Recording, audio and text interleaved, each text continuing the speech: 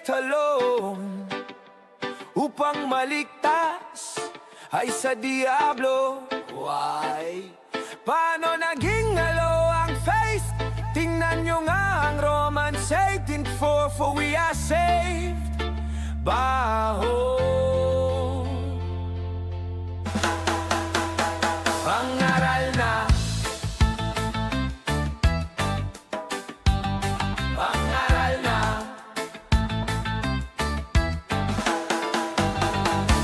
pangaral na, faith alone. Upang maligtas ay sa diablo. Why? Paano naging alaw ng faith? Tingnan nyo nga ang Titus 3 and 5. According to His mercy, He saved us by the washing of regeneration.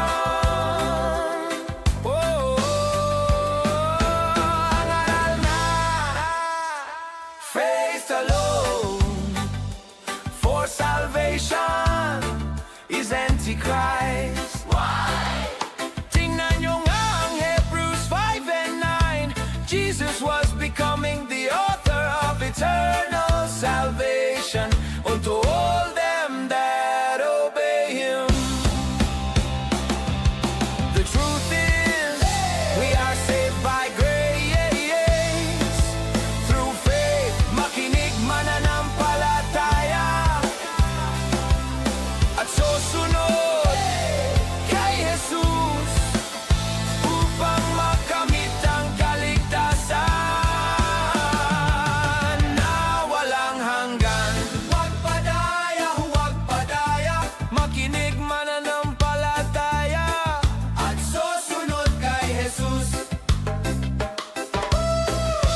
Makinig mananampalataya at susunod kay Jesus.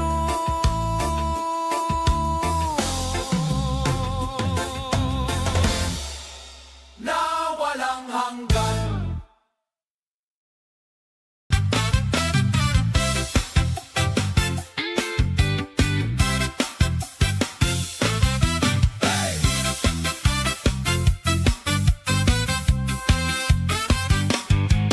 Makinig kayo sa aking ibabahagi.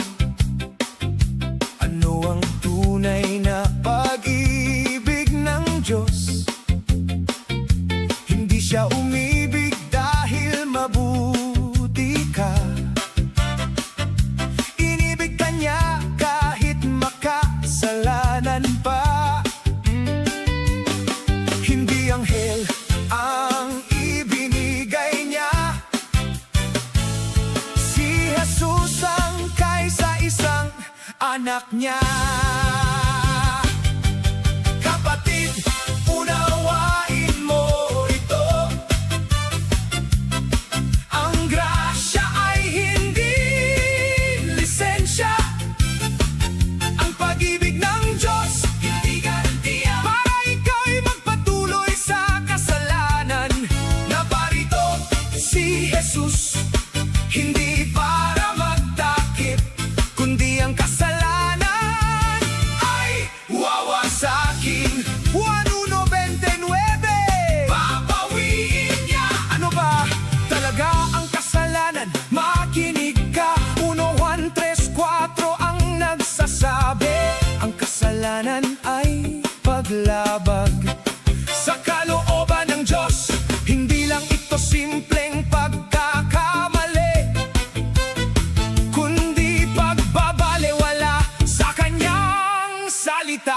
Sino ang nananatili sa kasalanan? 1:1-3-8 ang nagsasabi.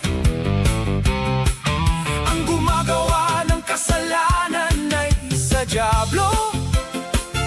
Siya'y masama, buhat pa sa simula. Kung nananatili ka pa sa kasalanan, tingnan mo kung sino ang iyong Panginoon. Kapatid, unawain mo ito. Ang grasya ay hindi lisensya. Oh,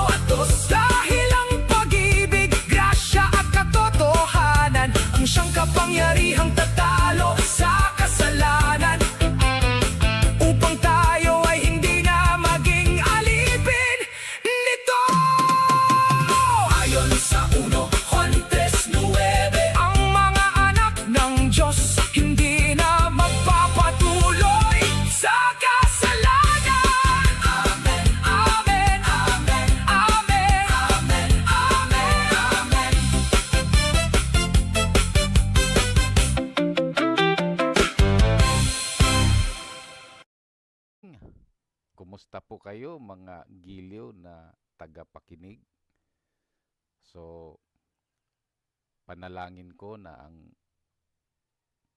kaalaman at pag-uunawa galing sa Diyos ay kikilos sa atin ngayon. At kinikilala ko po na ang banal na Espiritu ang siyang pinakamagaling na guro na gagamit sa aking labi na ipangaral sa inyo ang mga katotohanan na talagang mabasa natin sa Biblia, mga kapatid, upang hindi po tayo malihis sa katotohanan. So ang topic po natin ngayon, paksa po natin ngayon, mga babala. Minsan at kadalasan, mga kapatid, ay huli na ang lahat. So kaya ngayon dito, maaring hindi ako masyadong magaling mag-Tagalog dahil ito po ang inyong lingkod ay isa pong Cebuano galing sa Mindanao. Po pagsikapan kong ibahagi sa inyo ang mga salita ng Diyos na ito'y mabigkas ko sa Tagalog upang maintindihan ito sa buong Pilipinas.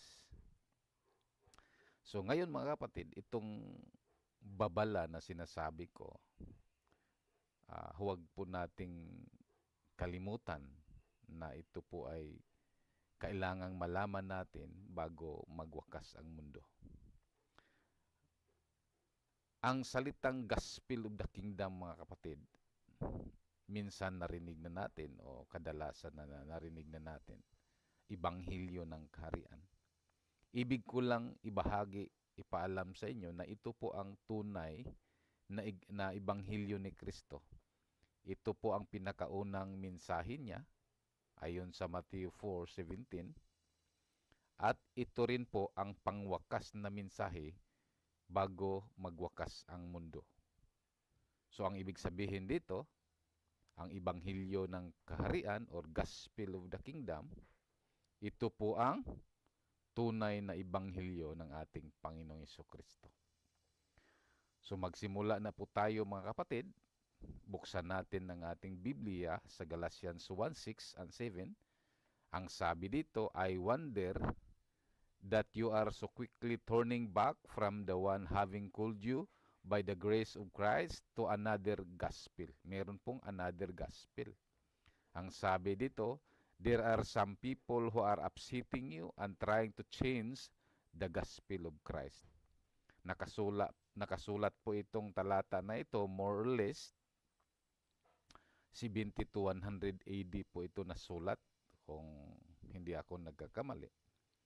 So nakasulat na po at nangyari na po na talagang may mag-twist sa Ibanghilyo ni Kristo. Na huwag nating kalimutan, tandaan natin, mga kapatid, na ang Ibanghilyo ni Kristo, ito po ay Ibanghilyo ng Kaharian, Gospel of the Kingdom. So tingnan natin ang Genesis, kung anong mga ugali o anong ugali na panunod ng karamihan. Ito po ay ugali galing sa Babylonia. Ang sabi dito sa Genesis 11:4, and they said, come, let us build a city and a tower, and its top in the heavens, and let us make a name for ourselves, lest we be scattered upon the face of the whole earth. So yan po ang sabi nila, mga kapatid. Maggagawa tayo ng isang syudad, maggagawa tayo ng tore na sa ating sariling pangalan. Yan po, mga kapatid, ang tandaan natin na ang ugali ng isang taong nagmamarunong magtayo ng kanilang sariling pangalan. Sila ang mga taong nagmamarunong at nag-imbento ng mga pangalan at nagtayo ng kanilang mga sikta. Kitang-kita natin ngayon in reality na kapag marunong magbasa ng Biblia at mangaral gamit ang Biblia, sila po ay magtayo ng kanilang sariling pangalan, mga kapatid. So, dalang-dala ng karamihan ngayon ang ugali ng Babylonia, mga kapatid. So ngayon, tingnan natin itong evolution of man-made religion. So, after Dark Ages, ano yung Dark Ages, mga kapatid? Pinatay po ang lahat ng mga tunay na alagad, tunay na born again, tunay na iglesia, pinatay po, mga kapatid. More or less 150 to 200 AD. Kung hindi ako nagkakamali, pinatay po ang mga leaders, mga kapatid, sa tunay na iglesia. So, ina-adapt po ni Constantine the Great ang Christianity. Bakit? Dahil mangha siya na ang mga taong ito ay nagpapakamatay, willing mamatay para sa kanilang pananampalataya. So, nang ina-adapt po ni Constantine the Great ang Christianity, doon na po nagsimula ang man-made religion. Naghalo na po ang paganism at saka pananampalataya sa Diyos. So nagkaroon na po ng halo, mga kapatid, libadura.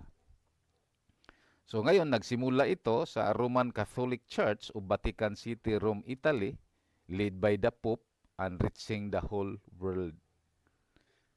Lumaganap po sa buong mundo ang Catholicism, mga kapatid. At itong Pope na ito po ay tinatawag na kahalili ni Kristo dito sa lupa. So, pangalawa, mga kapatid, itong tinatawag nating Protestant, started by Martin Luther, protesting Catholicism on 1517. The origin of Lutheran, Protestantism, Adventist, Anglican, Baptist, Methodist, and all evangelical movements today. Si Martin Luther po ang ama ng Protestantism. Pangatlo po ay ang Pentecostals. Ito po, Pentecostals, started by Evangelist William Seymour and Charles Spurgeon from Los Angeles on 1900, at lumaganap na rin po ito sa buong mundo, lalo na dito sa Pilipinas in 1900, that creates more divisions among believers, over 40,000 denomination all over the world. Ito po ang nagbukod-bukod sa lahat ng mga nanampalataya gamit ang Biblia, ang salita ng Diyos. So they are the prophesied false Christ and prophets, mga kapatid. Sila po ang mga nakasulat sa Biblia sa Matthew 24:24. For there will arise false Christ and false prophets, and they will show great signs and wonders, so as to lead astray, if possible, even the elect. Sila po ang sinasabing mga bulaang Kristo, marami po. Mga bulaang mangangaral, marami po. Sinasabing mga dahil marami po, mga kapatid. So sila po ang nagsimula ng pagbukod-bukod at pagkampi-kampi. So ang mga the signs of their falsehood, mga kapatid, they will show great signs and wonders. So kapag magtayo ka ng sarili mong pangalan at sikta, relihiyon, kailangan po may gawin kang mga kamangha-mangha. O kailangan mga kamangha-mangha yung gawin mo para meron kang mahikayat. At yun nga, napakaraming naligaw, mga kapatid. So, bigyan ko kayo ng example sa mga falsehood. Kasi lahat namang mga Christian denominations gumamit ng Biblia at saka binigkas at ginamit ang salitang Jesus Christ, Hesus Kristo. So, yung falsehood, mga kapatid, bigyan ko kayo ng ilang example. Kapag may isang nangaral na tanggapin nyo si Kristo bilang personal Savior, isa po ito sa mga signs of falsehood. Bakit? Kasi ang tunay na Panginoong Hesus, hindi po tagapagligtas ito ng personal na tagapagligtas. Ang ating Panginoong Hesukristo po ay tagapagligtas ng kanyang katawan. Efeso 5:24. Yung sinasabing katawan, yan po ang kapulungan ng mga taong nagkaisa na sumunod sa Kanya na bago ang buhay. So hindi po siya personal Savior ang ating Panginoong Jesucristo. Tagapagligtas po siya ng Kanyang katawan, mga kapatid. So, pag sinabing personal Savior, bigyan ko kayo ng halimbawa. Ang isang grupong ito, tinanggap din nila ang Panginoon bilang personal Savior. So kaya ang ibang grupo naman, yung binanggit ko kanina, meron din silang personal Savior. So ilan na ang Savior? Marami na. So mahigit na tayo ngayon, 40,000, meaning to say, napakaraming Kristo na personal Savior. So ang ibig sabihin, ito pong mga Kristo na ito ay bulaang Kristo, mga kapatid. False Christ. Kasi nga, sa Biblia, mga kapatid, wala pong personal Savior. Ang tunay na Hesukristo, ang nag-isang Hesukristo, tagapagligtas po ng Kanyang katawan. So, pangalawang example, mga kapatid, sa tinatawag nating falsehood, ginamit nila yung emotions at sinakyan nila yung emotions ng tao upang makahikayat at ginawang pagkikitaan ng pira, yung pagbuo ng samahan. Halimbawa, ginamit ang pangalang Panginoong Hesus sa pagpagaling ng mga may sakit. So, hindi naman masama yun, mga kapatid. Hindi po masama yun. Pero ginamit po yun ng falsehood upang makahikayat ng maraming mga tao sa kanilang sariling pangalan. Hindi naman masama yung sa pangalan ni Jesus at gagaling talaga ang mga may sakit. Pero ginamit na po ito upang magkapira ang karamihan. So, napakarami dyan sa social media, mga kapatid, na ang foundation na kanilang panampalataya ay yung mga signs and wonders. So mag-ingat po tayo, signs po ito ng falsehood, mga kapatid. Ito po ay, sabi dito, to lead astray if possible even the elect. So ibig sabihin, kahit isa kang hinirang, tinawag at sa Diyos talaga. So maaari kang nandyan ngayon, nakakulong at naligaw sa mga bulaang Kristo at bulaang mga ngaral, mga kapatid. So, pag-aralan natin mabuti, tingnan natin ang mga nakasulat sa Biblia, mga kapatid, baka isa ka rin sa mga biktima sa mga tinatawag natin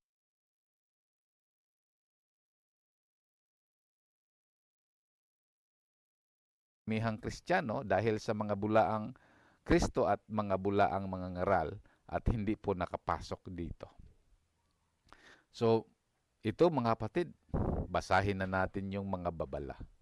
Ang sabi dito, upang kayo'y huwag magmamarunong sa inyong sarili, mga kapatid, nais kong malaman ninyo ang hiwagang ito na ang pagmamatigas ay nangyari sa isang bahagi ng Israel hanggang makapasok ang buong bilang ng mga hintil.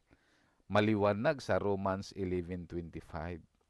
Mga kapatid, meron palang buong bilang ang hintil. Sino yung mga hintil? Yung hindi kabilang sa mga taong Israelita or Hebrew, mga kapatid. At nangalat sa buong mundo at hindi na nalaman kung saang lahi galing. Hindi circumcised sa kanilang panahon. So nangalat po ito, consider as Gentile, mga mixed breed, mga Samaritans, Grigo, tayong lahat na hindi Hudiyo, tayo po ay binibilang bilang hintil dati, mga kapatid. So meron po itong buong bilang, hindi ko alam kung ilang milyon ito, hanggang makapasok ito, at ang Diyos lamang ang nakaalam kung ilang milyon ang buong bilang ng mga hintil. Kapag mabuo na po itong bilang na ito, masara na po ang kaligtasan, mga kapatid. So yan ang pag-isipan natin ngayon. Masara na po, mga kapatid, kasi dahil maniwala na po ang buong Israel at maligtas. So, anong dapat gawin natin? Saliksikin natin o pag-aralan natin mabuti paano tayo maging kabilang sa tinatawag ng buong bilang, mga kapatid.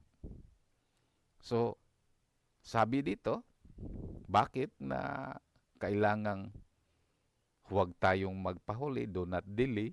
Kasi sabi sa Luke 13:25-27, once the owner of the house gets up and closes the door, you will stand outside knocking and pleading, Sir, open the door for us. But he answered, I do not know you or where you come from. Then you will say, we ate and drank with you, and you taught in our streets. But he will reply, I do not know you or where you come from. Away from me, all you evildoers. Masakit po, mga kapatid. Nakinig tayo sa kanyang mga salita for how many times. Napakarami pong nangaral dito. At maaring dumalo rin tayo sa mga fellowship. Matagal po tayong dumalo sa fellowship. Subalit, sa araw ng paghukom, sasabihin niya sa iyo, I do not know you, hindi kita kilala. Masakit po yun, mga kapatid. So, kahit nakinig ka ng mga salita ng Diyos, subalit na natili ka sa labas o sa man-made church, darating ang araw na isasara na ang kaharian ng Diyos at wala nang kahit sinong makapasok, huli na ang lahat. Sasabihin sa Diyos, hindi ko kayo kilala. So itong mga taong ito, maring kabilang ka dito, tumawag sa Panginoon, nangaral ng mga salita ng Diyos, at gumagawa ng mga milagro sa pangalan ng Panginoon. Subalit hindi sila sumunod sa kagustuhan ng Diyos Ama, kaya hindi sila kilalanin dahil hindi sila registered, mga kapatid. Even if you know the gospel and attend fellowship, if you are still outside the kingdom of Christ, you will not be recognized by God at Judgment Day. So you may pray and call the name of the Lord every day and cast out devils in the name of the Lord and do many wonderful works. If you are still outside the kingdom of Christ, you are not recognized by God at Judgment Day. Ayon sa Matthew 7:21-23. Maliwanag yun, mga kapatid. Ngayon, hindi ko po kini-question yung kaligtasan mo. Alam ko po na kapag pinagsisihan mo na ang mga kasalanan mo at tinanggap mo ang Panginoon Jesucristo, binigyan po kayo, ako, ng karapatan bilang anak ng Diyos. At wala pong duda na napatawad po ang lahat ng kasalanan natin. So, what is the use of being saved without entering the kingdom of God? Anong silbi yung kaligtasan mo na natanggap mo at hindi naman magmana at makapasok sa kaharian? Pag-isipan natin mabuti, mga kapatid. Tingnan natin ang Biblia. Buksan natin ang Galatians 5:20-21. Marami pong mga bagay na hadlang dyan na ang isang tao ay hindi makapasok. Pero ang pinagtuunan ko ngayon ng pansin, kasi hindi ko naman alam kung anong buhay mo meron ka. Hindi ko alam kung anong ginagawa mo sa buhay. Kaya ang tinitingnan kong aral ngayon sa babalang ito lang, mga kapatid, itong factions, divisions, and parties. Ano yon? Pagbukod-bukod, hidwa ang pananampalataya. Pagbukod-bukod, pagkampi-kampi, at hidwa ang pananampalataya. Kung hindi ako nagkakamali, 90% of Christians, 99, even 99, ay bahagi po sa pagkampi-kampi, pagbukod-bukod, at hidwa ang pananampalataya. So, ang ibig sabihin, kahit naligtas ka, mga kapatid, maaring hindi ka makapasok sa kaharian ng Diyos. Kapag hindi ka makapasok sa kaharian ng Diyos, you are bound to the lake of fire. Wala na kasing ibang puntahan sa mga taong hindi makapasok sa kaharian ng Diyos. Sa dagat-dagat ang apoy. Masakit po yun, mga kapatid. So, ganito mga kapatid, maaring natanggap mo na ang kaligtasan at kapatawaran ng iyong mga kasalanan once and for all. Ngunit, maaring mahatulan kang itapon sa dagat-dagatang apoy dahil, number 1, hindi mo naganap ang kalooban ng Diyos at ni Kristo sa pagkakaisa sa kanyang kaharian. Nanawagan po kasi ang Panginoon Kristo na kailangan dalhin sila at maging isa. At ito rin po ang panalangin ng Panginoon Kristo. So kahit ligtas ka, kahit napatawad ng lahat mong kasalanan, maaari ka pa ring itapon sa dagat-dagatang apoy dahil, number 2, naging bahagi ka ng pagbukod-bukod at hidwa ang pananampalataya at hindi naisilang sa kaharian. So, kailan ma-register ang tao, mga kapatid? Kapag naisilang siya sa kaharian, ayon sa Psalms 87, 5 and 6. At pinatunayan yon sa Hebrews 12, 22, 23. So kapag naisilang ka sa kaharian ng Diyos, ay maisulat niya ang pangalan natin sa kanyang listahan. So kapag nakulong ka sa man-made religious group na sanhi ng pagbukod-bukod, yan ang dahilan, hindi ka na registered. May mga pangako, mga kapatid, na sinasabi sa mga pastor na kapag ligtas ka na, nagpabautismo, sabi nila, isulat daw ang iyong pangalan. Hindi po, mga kapatid, hindi po ganon. Kapag naniwala po tayo sa mga bagay na hindi ipinakon ng Diyos, ay false claim po yun, mga kapatid. So, kailan maisulat ng Diyos ang ating mga pangalan? Simula noong naisilang po tayo sa kanyang kaharian. Saan mabasa yon? Awit 87, versikulos 5 at 6. Psalms 87, 5 and 6. So dahil nanatili po kayo sa man-made religious group ang nasanhi ng pagbukod-bukod, maaari po kayong mahatulang itapon sa dagat-dagatang apoy dahil hindi po kayo registered. Ayon sa pahayag, maliwanag naman yon, sa pahayag 2015. Yun, mga kapatid. Kaya pag-isipan nating mabuti ngayon, mga kapatid. Sabi dito sa Romans 16:17, and now I make one more appeal, my dear brothers and sisters, watch out for people who cause divisions and upset people's faith by teaching things that are contrary to what you have been taught. Ganito, mga kapatid, naituro na po sa unang siglo na ang Ibanghilyo ni Kristo ay Ibanghilyo ng kaharian, at nakasulat na po sa Mateo 24:14 na ito po ang Gospel of the Kingdom ay pangaral sa buong mundo. So hindi po ito ipinangaral ng karamihan dahil nagtayo po sila ng kanilang sariling pangalan. Kaya ito, sinulat ito para sa ating lahat. Itong Romans 16:17, ang sabi dito, ngayoy isasamo ko sa inyo, mga kapatid, na tandaan ninyo ang mga lumikha ng pagkabahagi-bahagi at mga katitisuran na laban sa mga aral na inyong natutunan. Lumayo kayo sa kanila, sapagkat ang mga gayon ay hindi naglilingkod kay Kristo na Panginoon natin, kundi sa kanilang sariling tiyan, at sa pamagitan ng kanilang mahusay na pananalita at matatamis na talumpati ay dinadaya nila ang mga puso ng mga walang muwang. So, bakit nadaya ang mga tao, mga kapatid? Napansin nyo ngayon, ang tao ngayon naging dependent na lang sa mga matatamis na panalita ng mga pastor bishop. Hindi sila masyadong tumingin sa Biblia at nag-aral sa Biblia para sa kanilang sariling kaluluwa.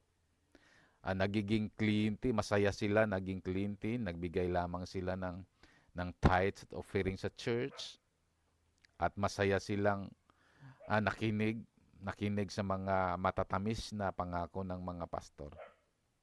Na itong mga pastor na ito, hindi naman sumunod sa kalooban ng Diyos kasi isa sila sa mga dahilan na nagkabahagi-bahagi. Kasi tingnan nyo, mga kapatid, Kinikilala niyang ang isang sikta na ito ay sa Diyos din, kay Kristo din. At ang isang ito sa Diyos ay kay Kristo din, pero hindi sila nagkaisa. Bakit? Ginawa na po itong hanap buhay, ginawa na po itong money making, yung pangalaga ng isang samahan, reliyosong samahan. Kaya hindi magkakaisa dahil nga money making, hanap buhay na po ito ng mga magagaling na magsasalita. Kaya kung tingnan nyo, napakagaling po talagang magsalita ang mga nagmiminsahe ng mga salita ng Diyos. At tiyak akong ikaw mismo ngayon in love na din sa grupo mo, in love na din sa mga pakikinig ng mga aral ng inahanda ng mga pastor bawat linggo o midweek. Kasi nga mga kapatid, kontento na po ang karamihan na makinig sa mga magagaling at matatamis na mga mensahe. Hindi po natin binigyang pansin ang kalooban ng Diyos na maging isa at ang panalangin ng Panginoon na maging isa. So kaya mag-isip-isip po ngayon mga kapatid, pag-isipan mo mabuti, baka mamaya isa ka sa mga biktima, sa mga tinatawag na bulaang mangangaral, mga kapatid. So ngayon, ang sabi sa Romans 16:8, get out. Stay away from them. Such people are not serving Christ our Lord. They are serving their own personal interest. Wala po silang pakialam mga kapatid.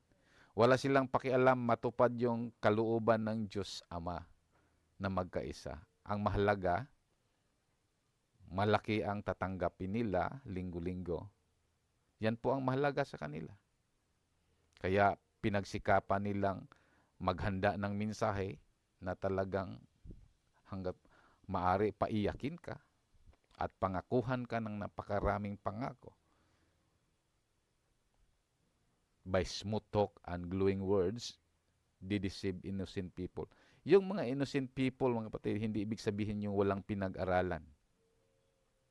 Ang innocent people dito, kung pag-aralan nating mabuti, yung mga taong hindi nag-aral sa Biblia. Naging dependent po sila sa mga pangangaral ipakain sa kanila ng kanilang pastor o ministro.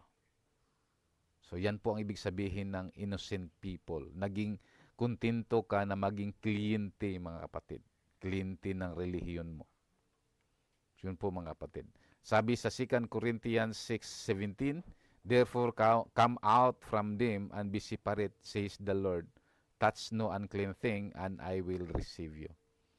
Ang ibig sabihin, even if you are sincere and faithful, it does not equal truth.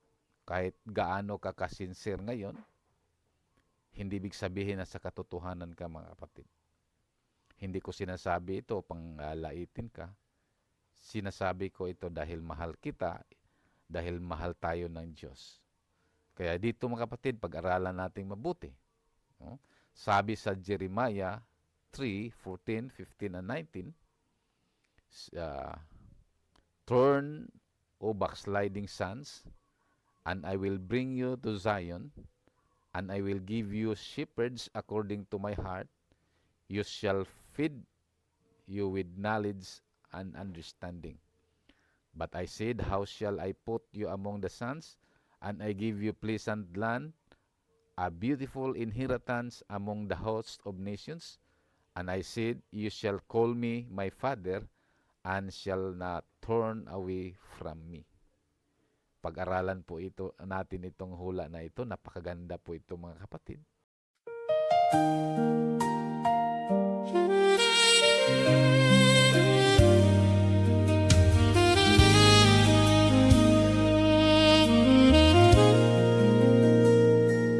O Diyos, narito ako, pagod at mahina. Ang katawan ko'y tila babagsak na. Buhatin mo ako sa iyong mga bisig upang makamit ko ang kapahingahan.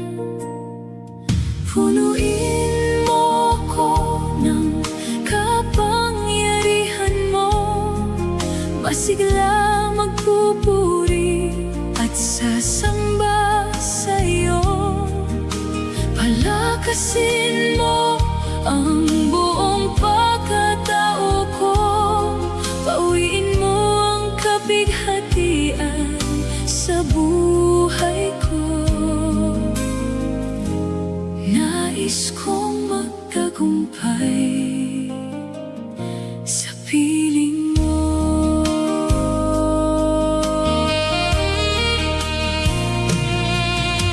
Naghihinagpis ang puso ko, tila sumisikip ang aking mundo.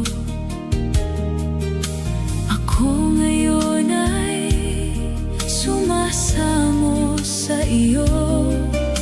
Hubugin mo ako ng pag-ibig mo.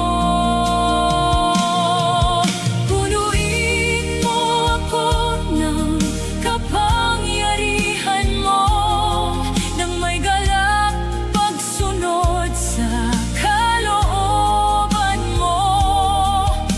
Palakasin mo ang buong pagkatao ko, bawiin mo ang kapighatian sa buhay ko.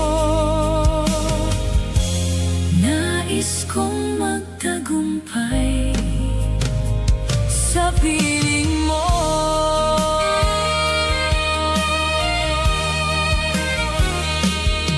Panginoon, nanabik ako sa piling mo.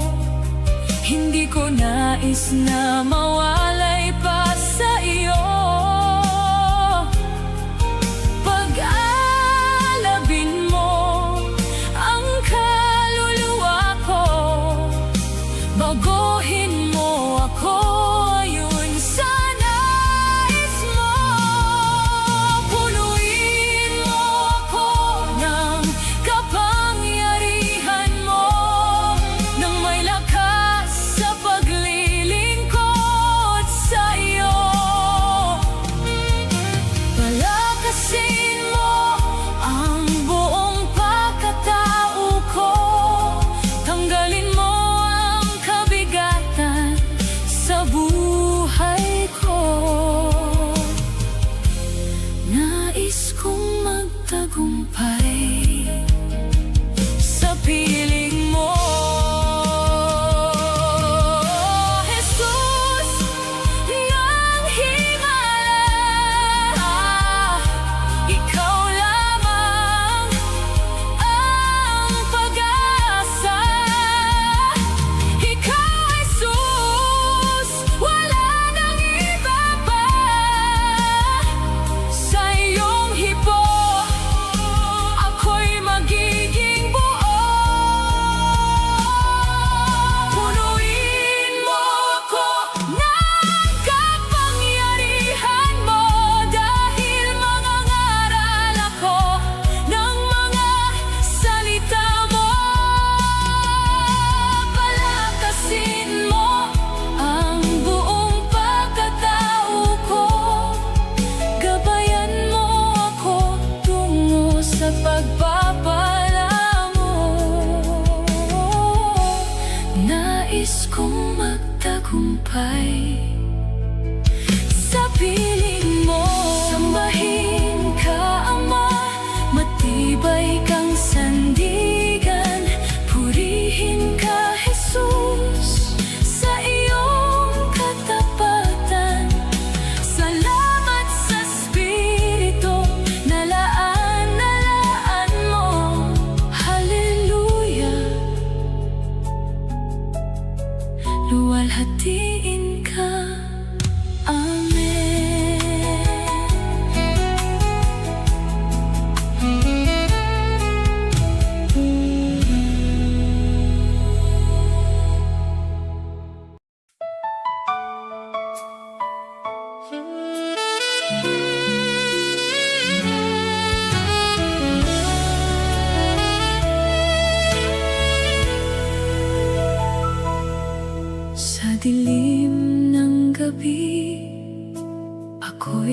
nag-iisa, pasa ng bigat, puso'y mahina, luha ang kasama, pagod ang kaluluwa.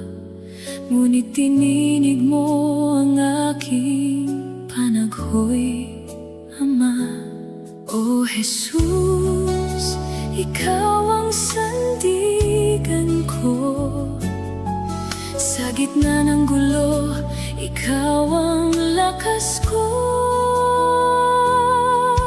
Kay Kristo may ginhawa, wala nang pangamba. Bawat luha ko'y pinabawi niya. Kay Kristo may payapa, tapos ang pagdurusa.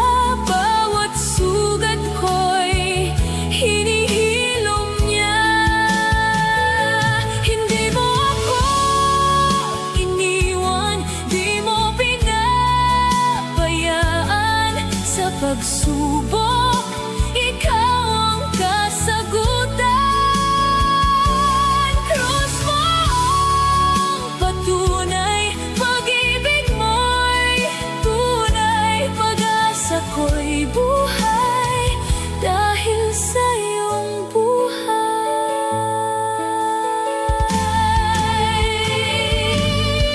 Minsan ay nadapa, muntik nang sumuko.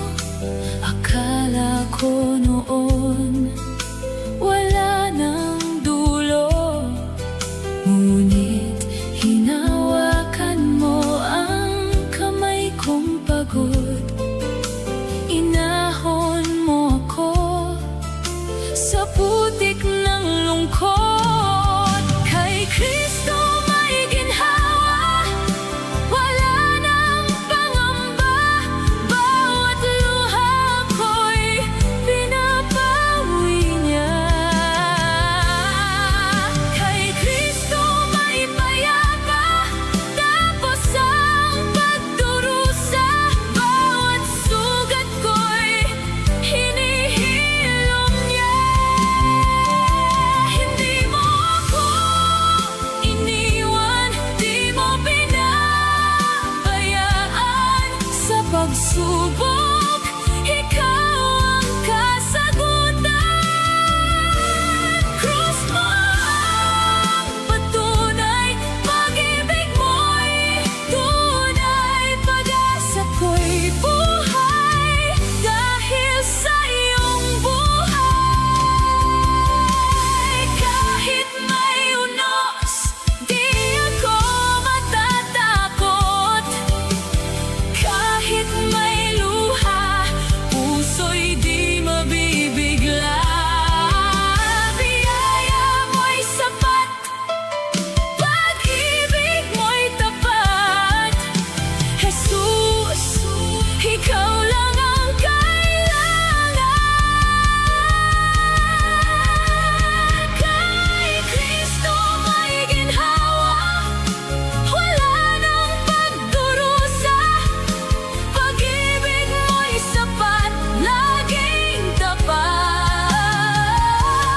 Kay Kristo may ligaya, buhay ko'y guminhawa. Habang buhay kitang sasambahin.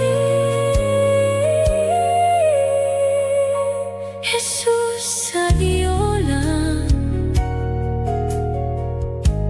may tunay na ginhawa.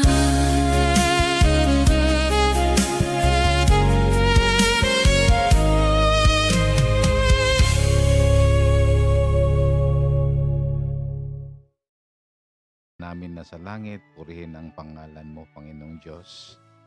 Andito kami ngayon sa Caloocan, andito kami ngayon sa TikTok at saka Facebook, nagla-live po kami.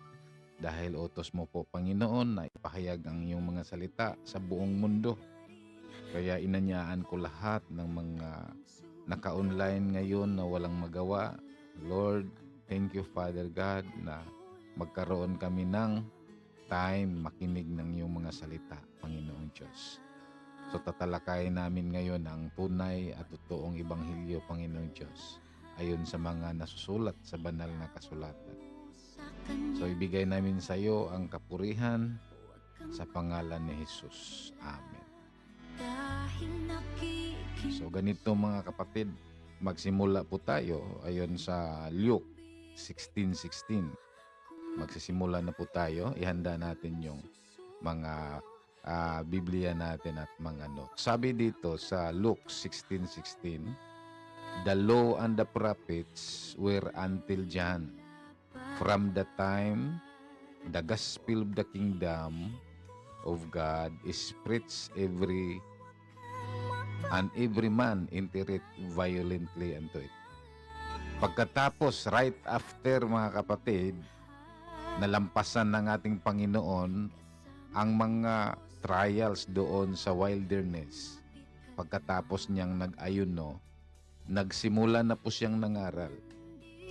At ang aral niya mga kapatid, ang ipinangaral niya, Ebanghelyo ng Kaharian. Napakahalaga po ito mga giliw na tagapakinig. Kasi itong Ebanghelyo na ito mga kapatid, ito po ang tunay na Ebanghelyo. Mirong tinapos mga kapatid.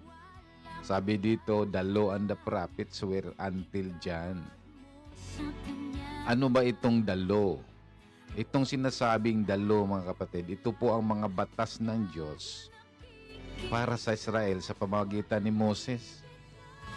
At itong mga batas na ito, nagwakas po ito until, ang ibig sabihin ng until, hanggang kay Juan lamang mga kapatid.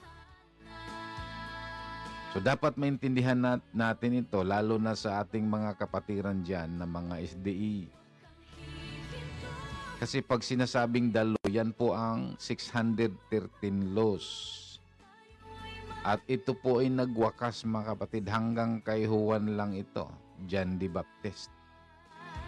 Simula noon, since then, sa ibang mga salin, since then, the gospel of the kingdom has been preached. Ano raw yung pinangaral? Kasi kapag may tinapos na aral, mayroong sinimulan, mga kapatid. Ito po ang Ebanghelyo ng Kaharian. Yun po ang aral, mga kapatid. Huwag nating kalimutan, ayon sa Galatians 1:6, mayroon pong nangaral na ibang Ebanghelyo. Kaya kayong nandito ngayon, test all spirit. Kilalanin ninyo ang mga espiritu kung ito'y nangaral ba ng mga katotohanan. So yan mga kapatid. So ang tunay na Ebanghelyo na sinimulan ng ating Panginoong Hesus ay Ebanghelyo ng Kaharian. Hindi ibang Ebanghelyo, Ebanghelyo ng Kaharian. Alam nyo mga kapatid, nang ipinangaral ito, maraming pumapasok. Titigan niyong mabuti yung talata. Titigan niyong mabuti yung talata dyan sa baba. Nang naipangaral ng Panginoong Hesus ang Ebanghelyo ng Kaharian, sila po ang nakikinig. Pumapasok po sila. Okay? So ngayon, ayon sa Mateo 24:14, ganito mga kapatid.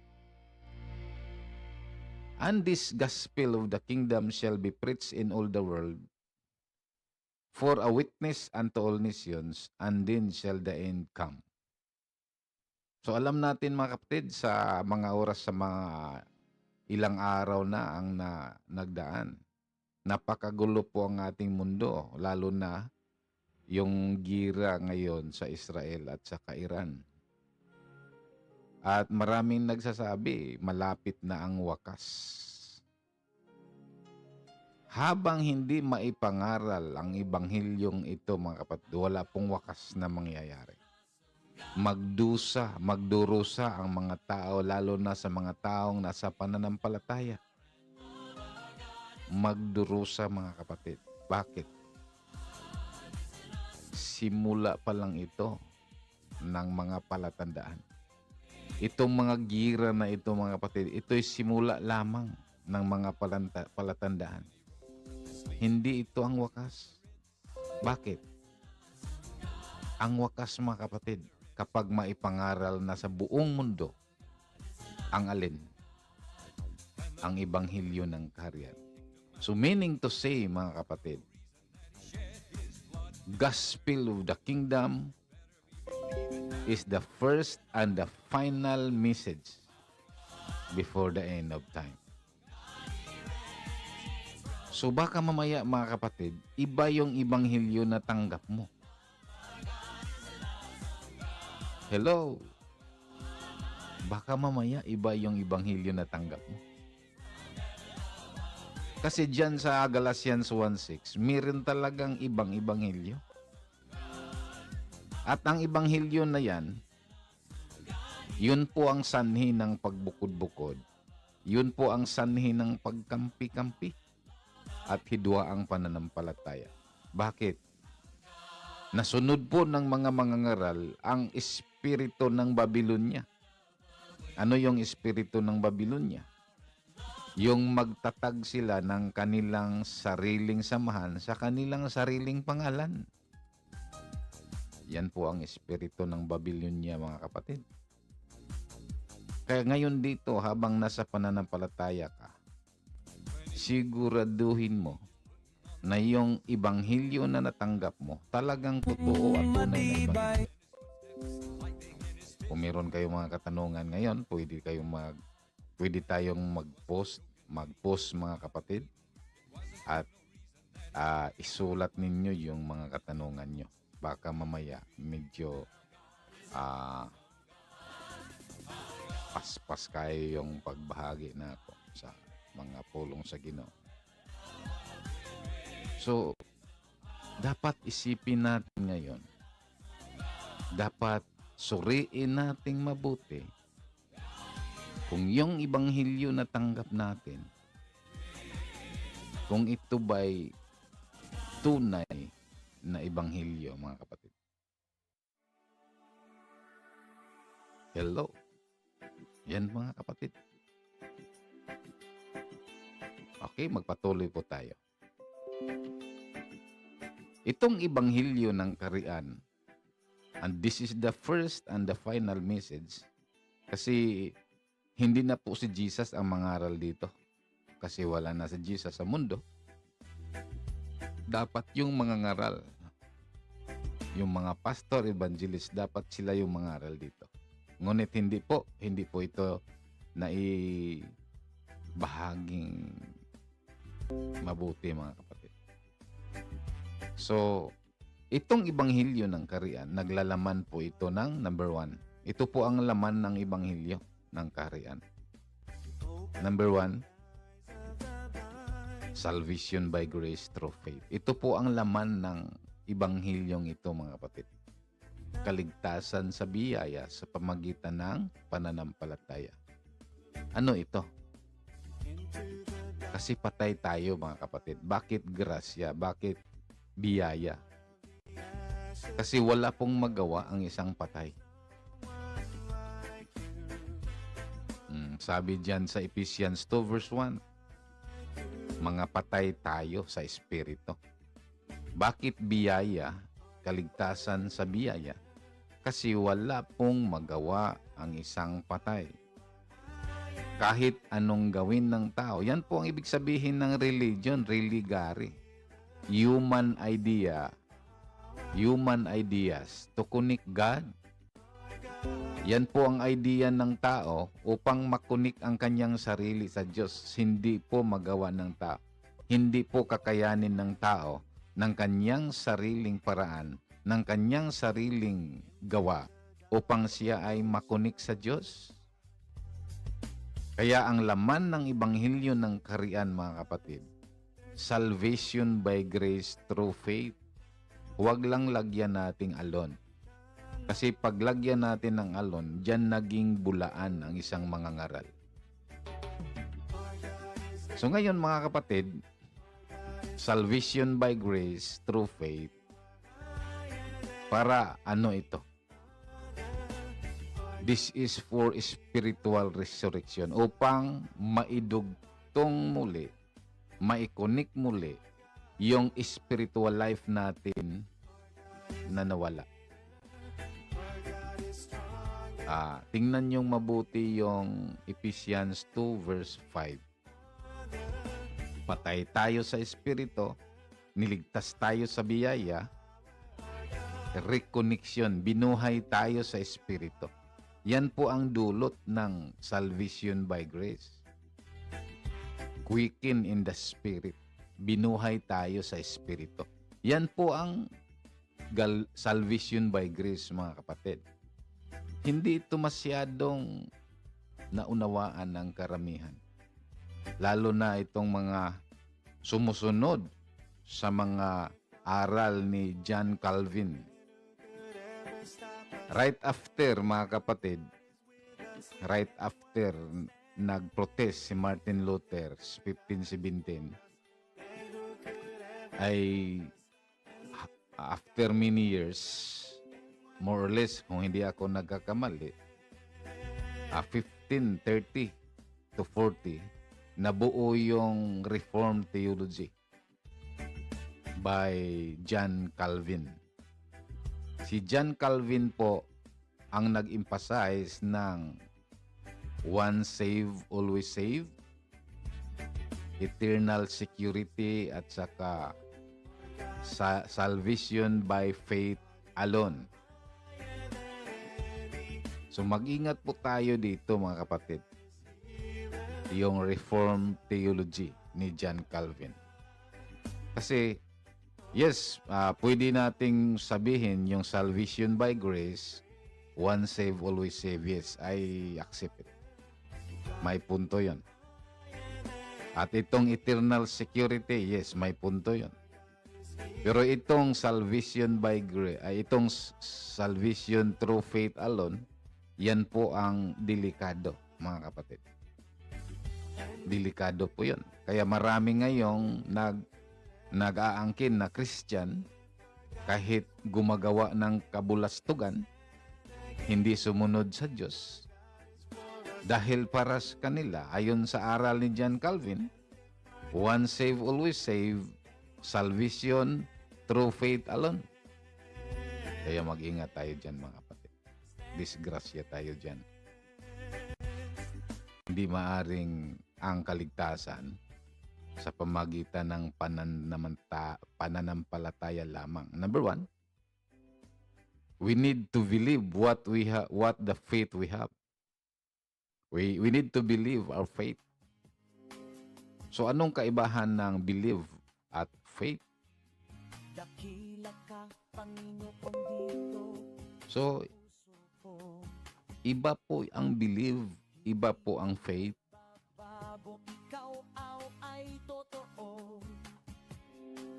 Kaya mga kapatid, dito natin ngayon alamin kung talagang faith alone lang.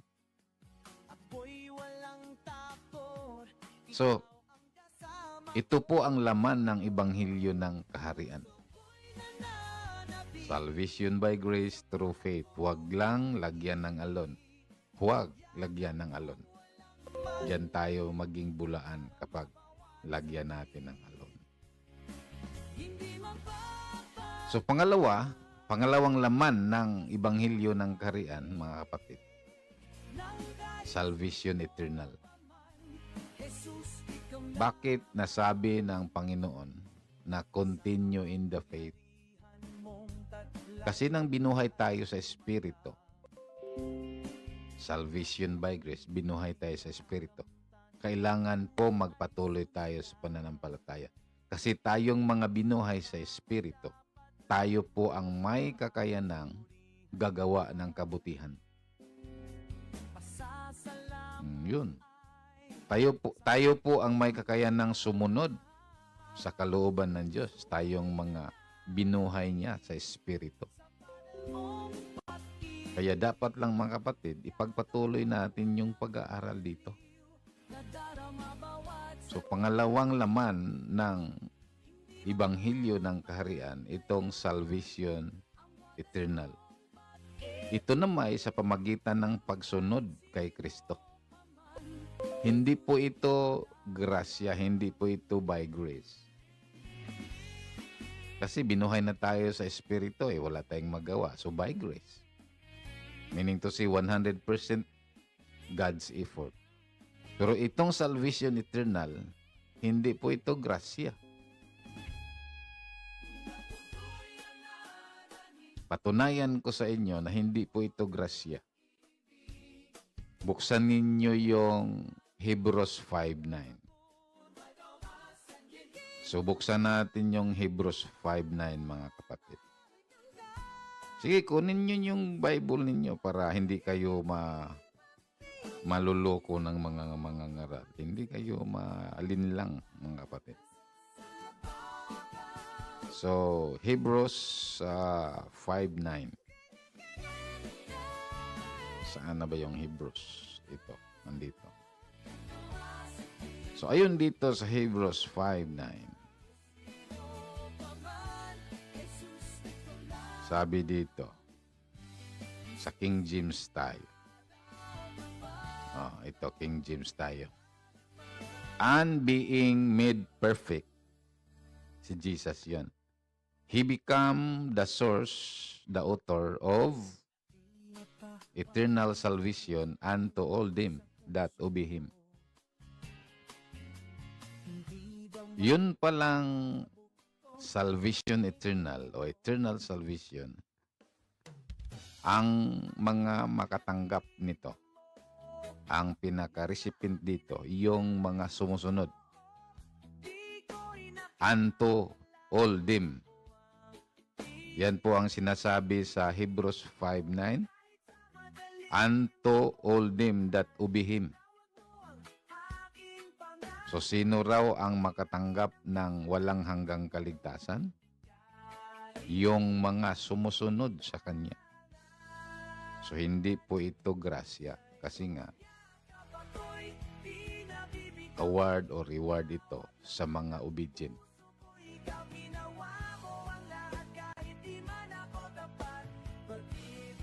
Okay? Naisip nyo ba, mga kapatid? And this is for citizenship. Yung obedient natin, hindi upang maligtas sa biyaya. Yung obedient natin dito upang magkaroon ng walang hanggang kaligtasan. So, tandaan natin yan, mga kapatid. Hebrews 5:9. Hindi ito ipinaliwanag ng maraming mga ngaral, lalo na sa mga Calvinist, no? Lalo na sa mga Calvinist. Okay. So ngayon, dahil ang topic natin ay Gospel of the Kingdom, so tatalakay natin ngayon, intindihin natin ngayon kung ano itong gospel. Anong ibig sabihin ng gospel? So, ano bang ibig sabihin ng gospel, mga kapatid?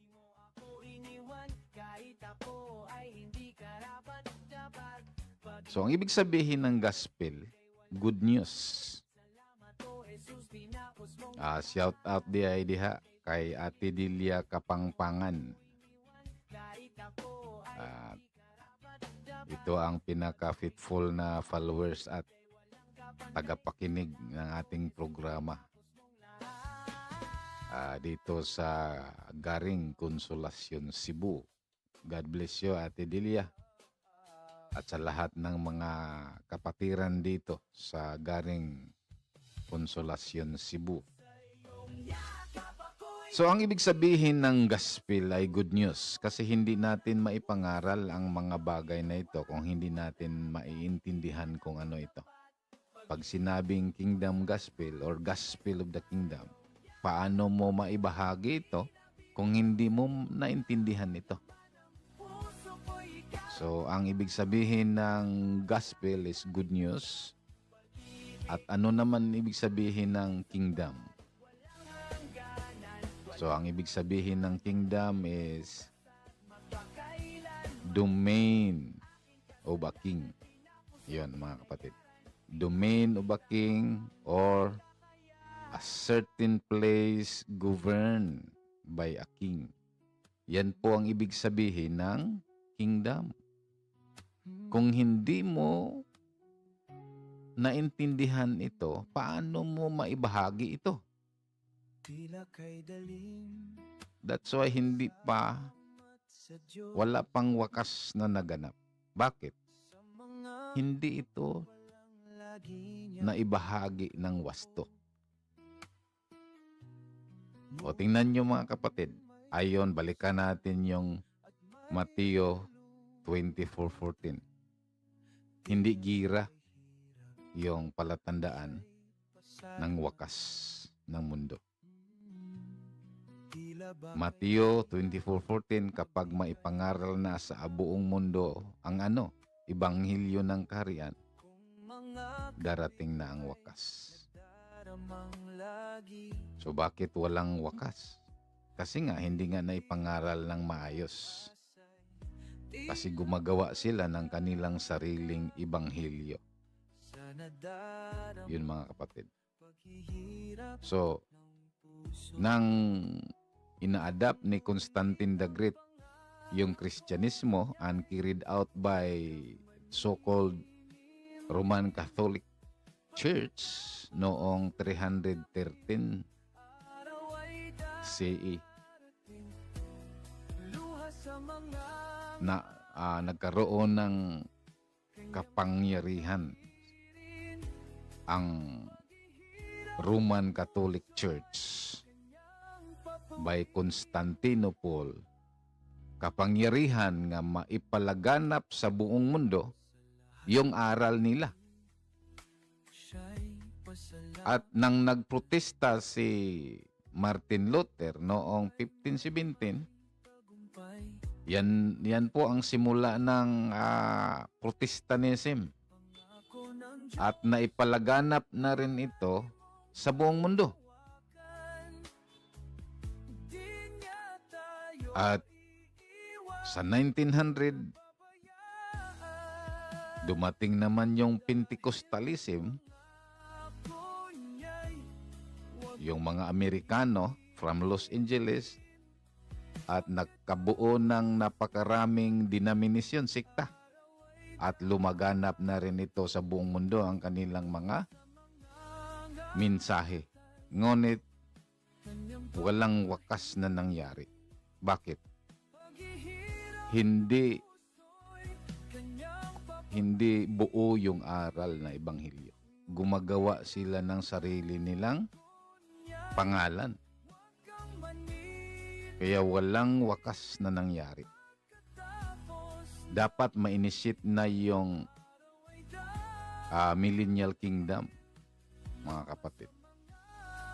So dito natin maunawaan, dito ko naunawaan na yung mga ibanghilyo pala na ipinangaral ng karamihan ngayon na marinig natin sa television, marinig natin sa radio, at marinig natin dyan sa lansangan, mga kapatid. Ito ay kulang mga kapatid. Hindi buo. Kaya pala hindi nagwakas. Kasi ang ibanghilyo ang ibanghilyong yon ay nagdulot ng pagbukod-bukod, pagkampi-kampi at hidwaang pananampalataya. Kaya pala mga kapatid. So ang ibig sabihin dito, dapat i-evaluate natin ngayon kung ano yung ibanghilyo na natanggap natin. Dapat i-evaluate natin mga kapatid. Baka mamaya, mali yung ibanghilyo na tanggap natin. So ito na ngayon, italakayin natin ang tunay na ibanghilyo. Gospel of the Kingdom. The first and the final gospel. So, natalakay na natin kung ano itong ibanghilyo at tatalakayin natin ngayon itong kaharian. So, andito, A, the kingdom. So, sabi dito sa Daniel 2, kung pag-aralan natin yung Daniel 2 verse 44 hanggang 45, hindi na lang muna natin basahin lahat ito. Sabi dito, in the last days of these kings, God of heaven shall set up a kingdom which shall never be destroyed. So, nakasulat na po sa mga hula na ang Diyos ay magtatag ng kaharian na hindi matitinag. Nakasulat na po mga kapatid. Kaya kapag tunay na mangangaral ka at truth seeker ka, maintindihan mo ngayon dito mga kapatid sa ating pag-aaral na ito. So dapat maintindihan natin yung buong aral sa Daniel. So yung isang hari na si King Nebuchadnezzar, nagkaroon po ng panaginip. At ang panaginip niya tungkol sa isang imahin na ini-interpret ni Daniel kung ano ang ibig sabihin sa imaheng ito. Yung imaheng ito, ang kanyang ulo ay gold, ay tumutukoy ito sa Babylonian Empire, Kingdom of Babylon. At saka, kasi ang pinag-usapan natin ngayon, Ebanghelyo ng Kaharian. So dapat intindihin muna natin ang mga kaharian. At ang kanyang chest and arms of silver, tumutukoy ito sa Medo-Persia. Kingdom of Medo-Persia. Kung unawain natin ito, yan ang Iran ngayon. No? So itong Billy and Ties o bronze, tumutukoy ito sa Greece. Itong legs of iron, tumutukoy ito sa pagan Rome, at saka itong feet of iron and clay, tumutukoy ito sa divided kingdom, papal Rome. Alam nyo mga kapatid, itong Protestantism hanggang Pentecostalism, bahagi pa rin ito ng divided kingdom, papal Rome. Bakit ko nasabi ito? Kasi nang nagprotesta si Martin Luther, ang tinanggal na aral, yun lang indulgence of the soul, yung dasal para sa mga patay. Yun lang ang nawala, at saka yung mga graven images. At saka yung pagpanguros, yung pag-sign of the cross, yun lang ang nawala, mga kapatid. Pero yung ibang mga aral, dala pa nila from pagan doctrine. Dala-dala pa rin yung mga belief ng mythology. Myth, dala-dala. Hanggang ngayon sa Pentecostalism, dala-dala pa rin. Kaya, considering us, this is feet of iron and clay. Nagkaroon kasi ng mixture ng aral. Nagkaroon ng libadura.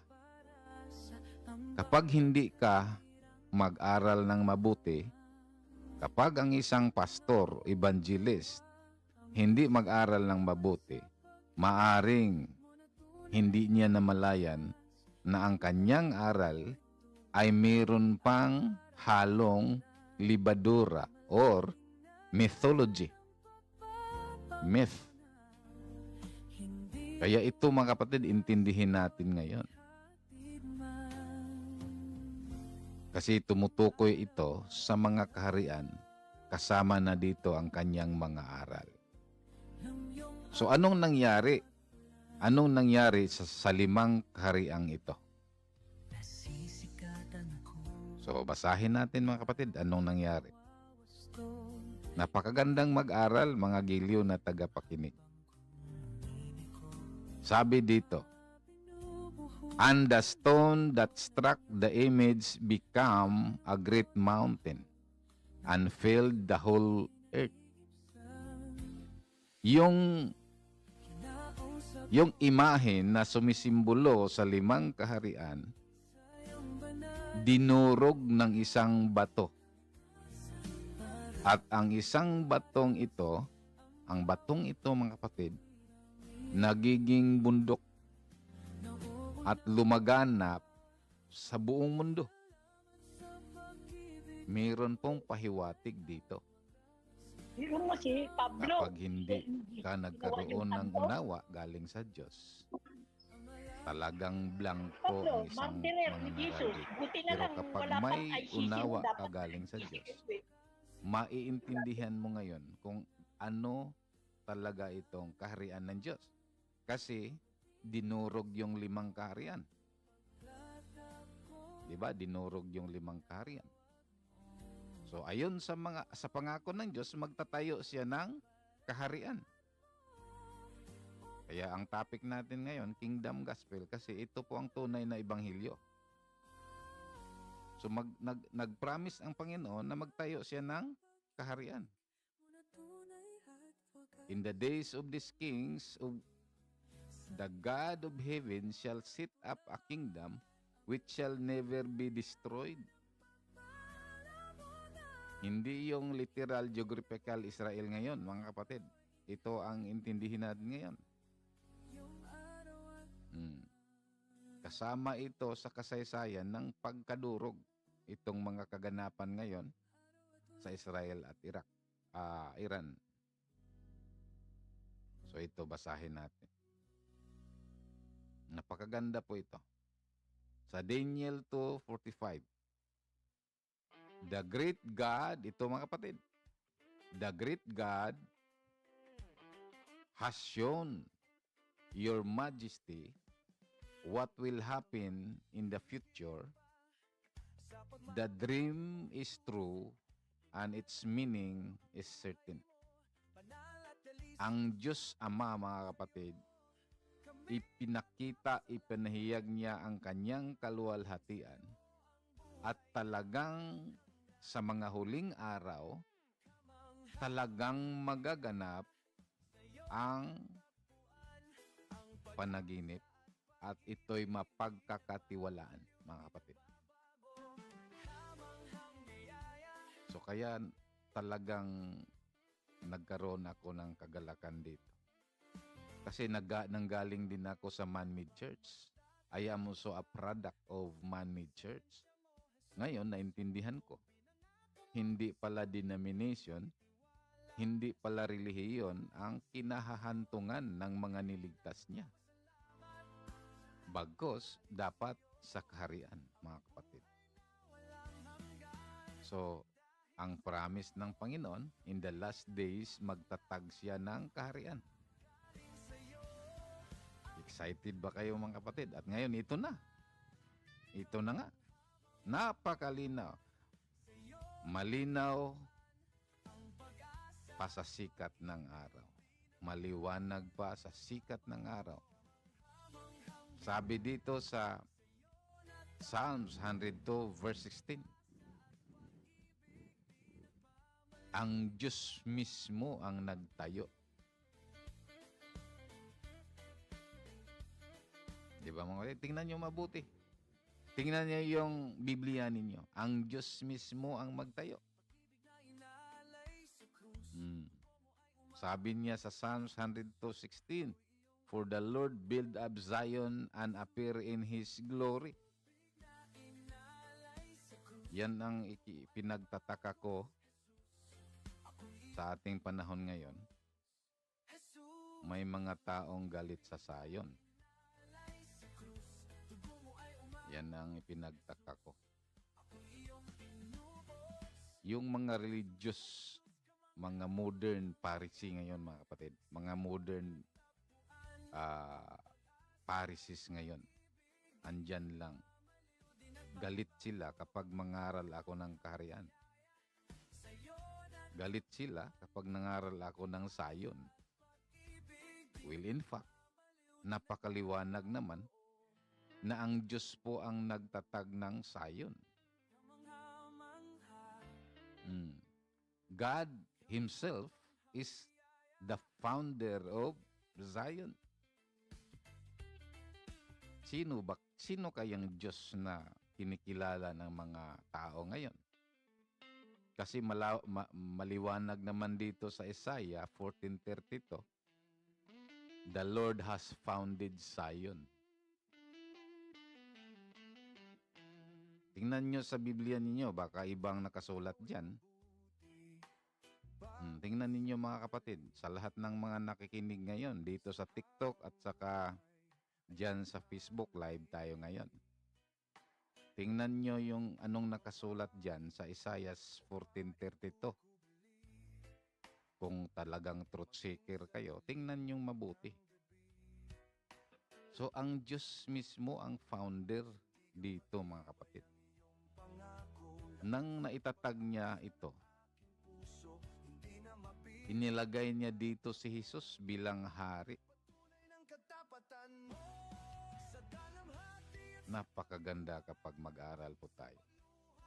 Ayon sa Psalms 2:6 na ang sabi dito, God's Word version, I have installed my own king on Zion, my holy mountain. Ang Diyos Ama mismo ang nagtalaga ng ating Panginoong Hesus bilang hari dito sa Sion. Na hindi po si Pipito Indos.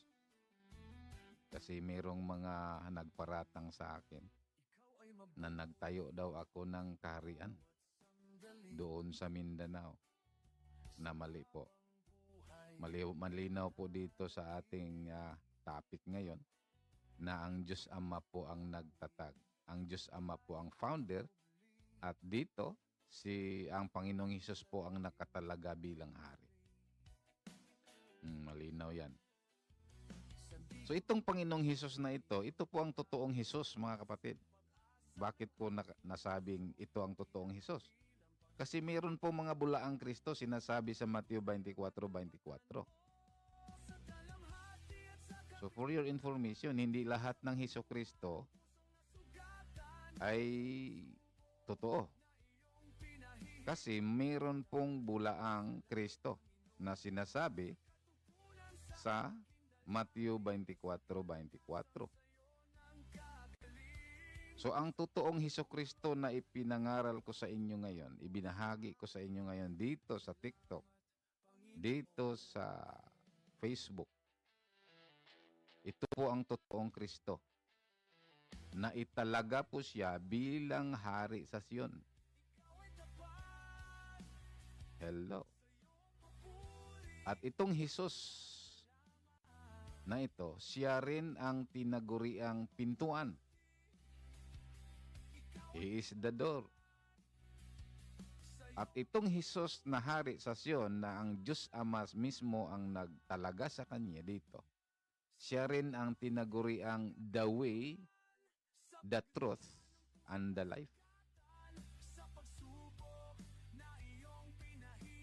Malinaw yan sa John 14:6. He is the way, the truth, and the life. Kaya dito mga kapatid, sa Kingdom Gospel, buo po ang aral. Hindi putol. Buo. Nagtayo ang Diyos ng kaharian, inalagay niya si Jesus bilang hari dito, at si Jesus na mismo yung pintuan. Si Jesus na mismo yung daan. Siya yung katotohanan, siya yung buhay. John 14:6. At siya na rin yung tinatawag na the chief cornerstone. 1 Peter 2:6. Ayon sa kasulatan, na italaga ang isang batong panulukan. Saan na italaga? Ang tanong ko sa inyo ngayon dito. Kasi we are free to be informed. Kasi upang hindi tayo malihis, hindi tayo maluloko, hindi tayo madeceive ng mga aral. Because half-truth is part of a lie.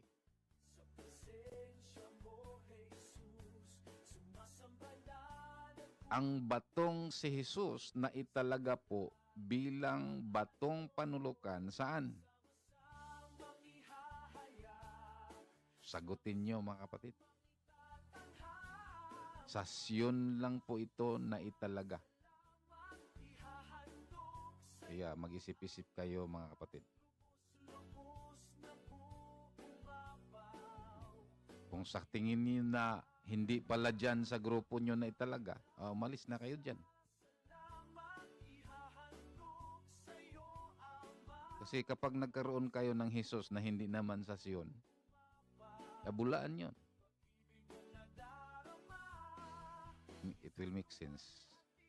Kasi ang tunay na Jesus, na italaga yon bilang hari at batong panulok sa Sion.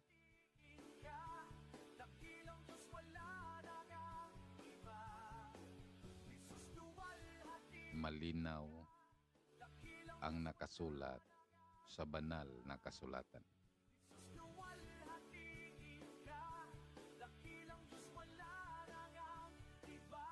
So patuloy tayo mga kapatid.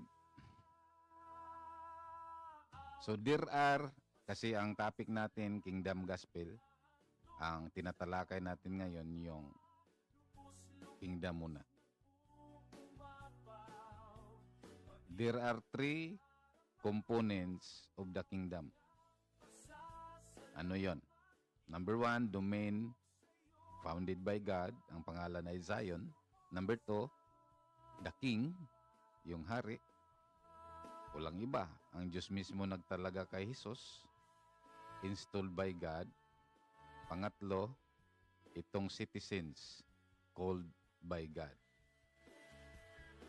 Yun po ang 3 major components ng kaharian. Hindi mo maipangaral ng maayos ang ebanghelyo ng kaharian kapag hindi mo naintindihan ang kaharian. Believe me. So pag sinabing domain of a king, bakit nasabi natin na ang pangalan ay Zion? Certainly Zion. Hindi ako ang nagsasabi. Kaya idilat niyong mabuti yung mga mata ninyo sa talata. We need to believe the word of God, even especially the word of our Heavenly Father. So sabi dito Psalms 132 verse 14, "This will be my resting place forever. Here I will sit enthroned because I want Zion." Ito po ang kalooban ng Diyos Ama. Here I will sit enthroned. Dito siya maghari. Because I want Zion. Dito siya magtatag ng kaharian. Kaya ini-install niya si Jesus. Sa Psalms 146 verse 10, "The Lord God of Zion will roll over." Shout. Praise. No. Will roll forever. Roll forever. Anong unawa niyo sa salitang forever, mga kapatid? Dito lang sa Sion yung totoong may forever. Dito lang sa Sion yun. Yung mga itinatag ng tao, walang forever yun. Mga kapatid. So, King Jesus.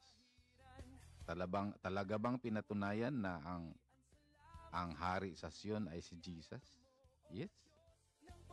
Hindi lang sa lumang tipan mababasa natin. Sabi dito sa Matthew 21 verse 5, Good News Bible version. Sabi dito, "Tell the city of Zion, look, your king is coming to you." At sabi sa Luke 1:33, "And he will reign over Israel forever. His kingdom will never end." At hindi maaaring magkamali ang mga nasusulat. So sino naman itong citizens? The church, ang iglesia mismo na tinatag ng ating Panginoong Hesus. Ito namang mga kaibigan nating mga Roman Catholic Church, pilit nilang isinisiksik.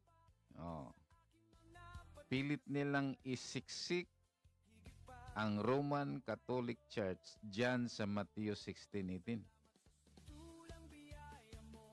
Sinong niluloko nyo? Bakit nyo ginamit ang Mateo 16:18 na wala namang Roman Catholic dyan? Kasi si Jesus na italaga bilang hari sa Sion, na italaga bilang batong panulok sa Sion, at nagtatag siya ng kanyang iglesia. Ito'y katawan niya. So ang tunay na iglesia, nasa Sion yun, mga kapatid. Kasi naitalaga ng Diyos si Jesus bilang hari sa Sion, nagtatag siya ng kanyang iglesia. At ang iglesyang ito, katawan niya mismo. Ephesians 5:23, as Christ is the head of the church, at siya mismo ang tagapagligtas ng kanyang katawan. Kasi ang iglesia, mga kapatid, ang salitang katawan, figure of speech po ito. Hindi po ito literal na katawan ni Jesus. Ito po'y ang word nga church from ecclesia, the called out one. Yan po ang exact meaning, ang mga taong tinawag nang galing sa kadiliman, tinawag at nailipat. Saan nailipat? Sa Roman Catholic Church, sa Baptist, o kahit ano-ano pa. Hindi. Ang mga taong galing sa kadiliman na tinawag, na ilipat yon sa kaharian.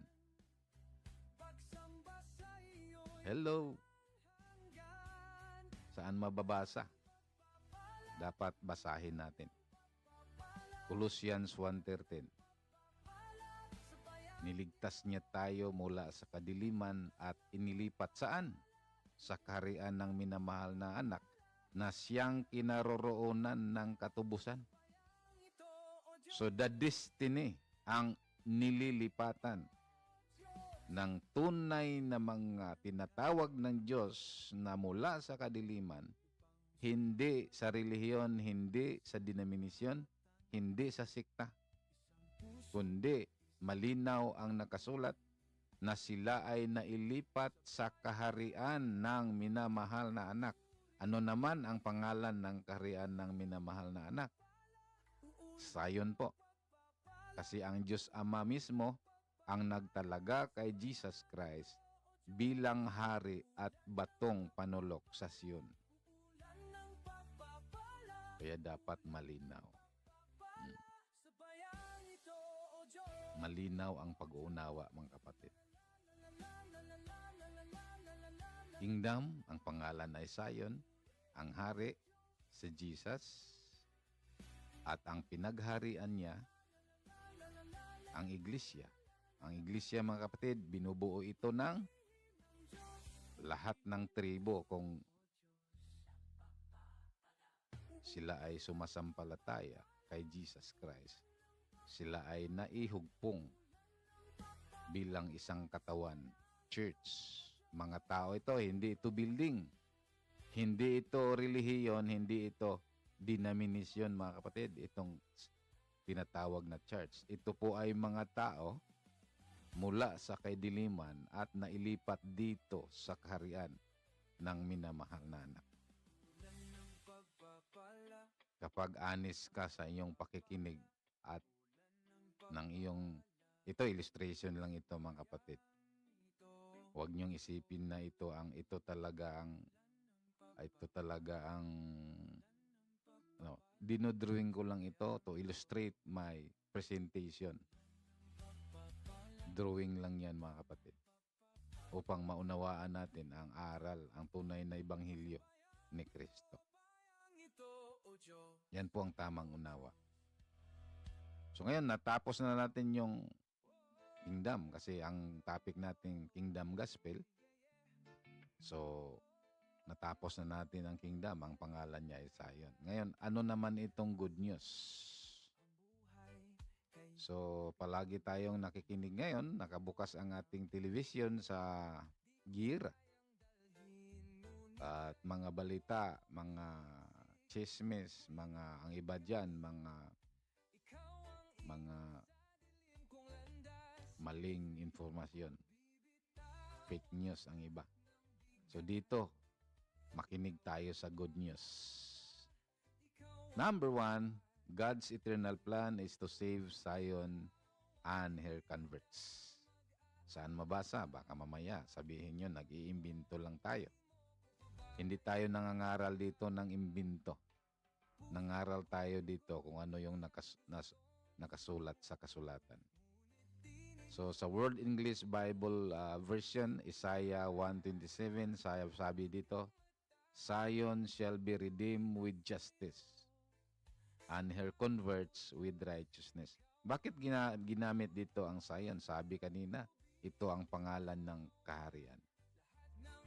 Kasi mga kapatid, halimbawa, ang pangalan ng bansa natin ay Philippines. So, ang mga taong nakatira dito, tinatawag siyang Filipino. Yan po ang ibig sabihin. So, pag sinabing Zion, pangalan ng kaharian, at nagrepresenta din ito ng mga tao. Kasi noon mga kapatid, yung lumang Zion, lumihis, lumiko, tumalikod. Ayan ang nangyari ngayon sa Israel. Kasi hindi nila tinanggap si Jesus bilang Misaya.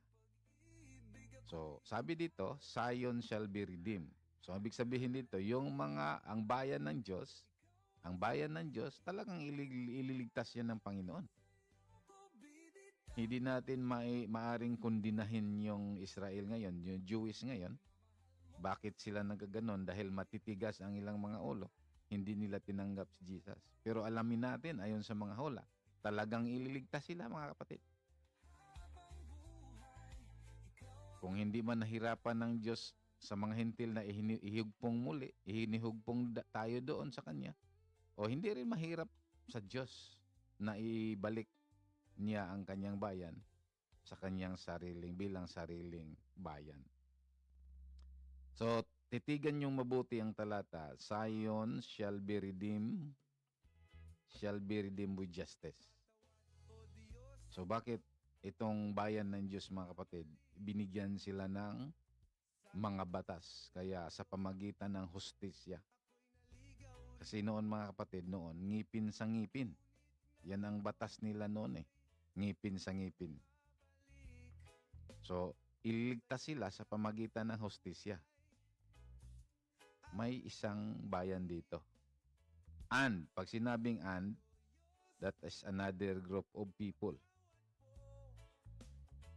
Kasi hindi naman ako member, hindi rin ako Jewish, hindi rin ako Israelites o Hebreo. Hindi. Kaya nagalak ako sa talatang ito. And, here, kasi itong Zion mga kapatid, personalize ito bilang ina. Here. Bakit ginamitan ng here itong Zion? Kung itanong niyo yan sa akin, marami tayong katang-isip. Pero alamin ninyo, itong mga patalumpati. Ito ganito ang isang talumpati ng mga magagaling. Yung inang bayan, di ba? Inang bayan. Mother Earth, di ba? Ganyan. Kasi yan po ang source ng ating ang Mother Earth. Bakit sinasabing Mother Earth? Kasi siya po ang source ng mga bagay-bagay, lalo na sa pagkain, nature, halaman, mga lumilipad sa kalawakan, mga living creature galing sa dagat na pagkain natin. Kaya ginamitan siya ng tinatawag na Mother Earth. So ganyan rin ang kahariang Zion, representing ito sa mga tao at represent as our mother or home. Ito, pangalawang mga tao, mga kapatid, na kabilang na ako dito.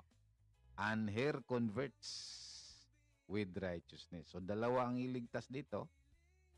yung bayan niya noon sa pamagitan ng hustisya at ang kanyang mga nahikayat, ang kanyang converts sa pamamagitan ng katuwiran. Ano itong katuwiran? O, sabi sa Romans 10:4. Anong sinasabi sa Romans 10:4? Christ is the end of the law for the righteousness to those who believe Him. So yung kaligtasan natin sa pamagitan ng katuwiran ng ating Panginoong Hesus, yan po ang kaligtasan nating mga hintil. Kaya ako ngayon, converts na po ako sa pamagitan ni Jesus, convert na po ako bilang bahagi, citizen ng Zion, spiritual home, spiritual mother, Zion, Jerusalem. So yan po ang eternal plan of God, mga kapatid. Iligtas niya ang Zion at ang kanyang mga converts. So anong good news dito? Yan ang sinasabi ko kanina. Sa New Testament tayo. Dahil tayo po ay hintil. So New Testament tayo.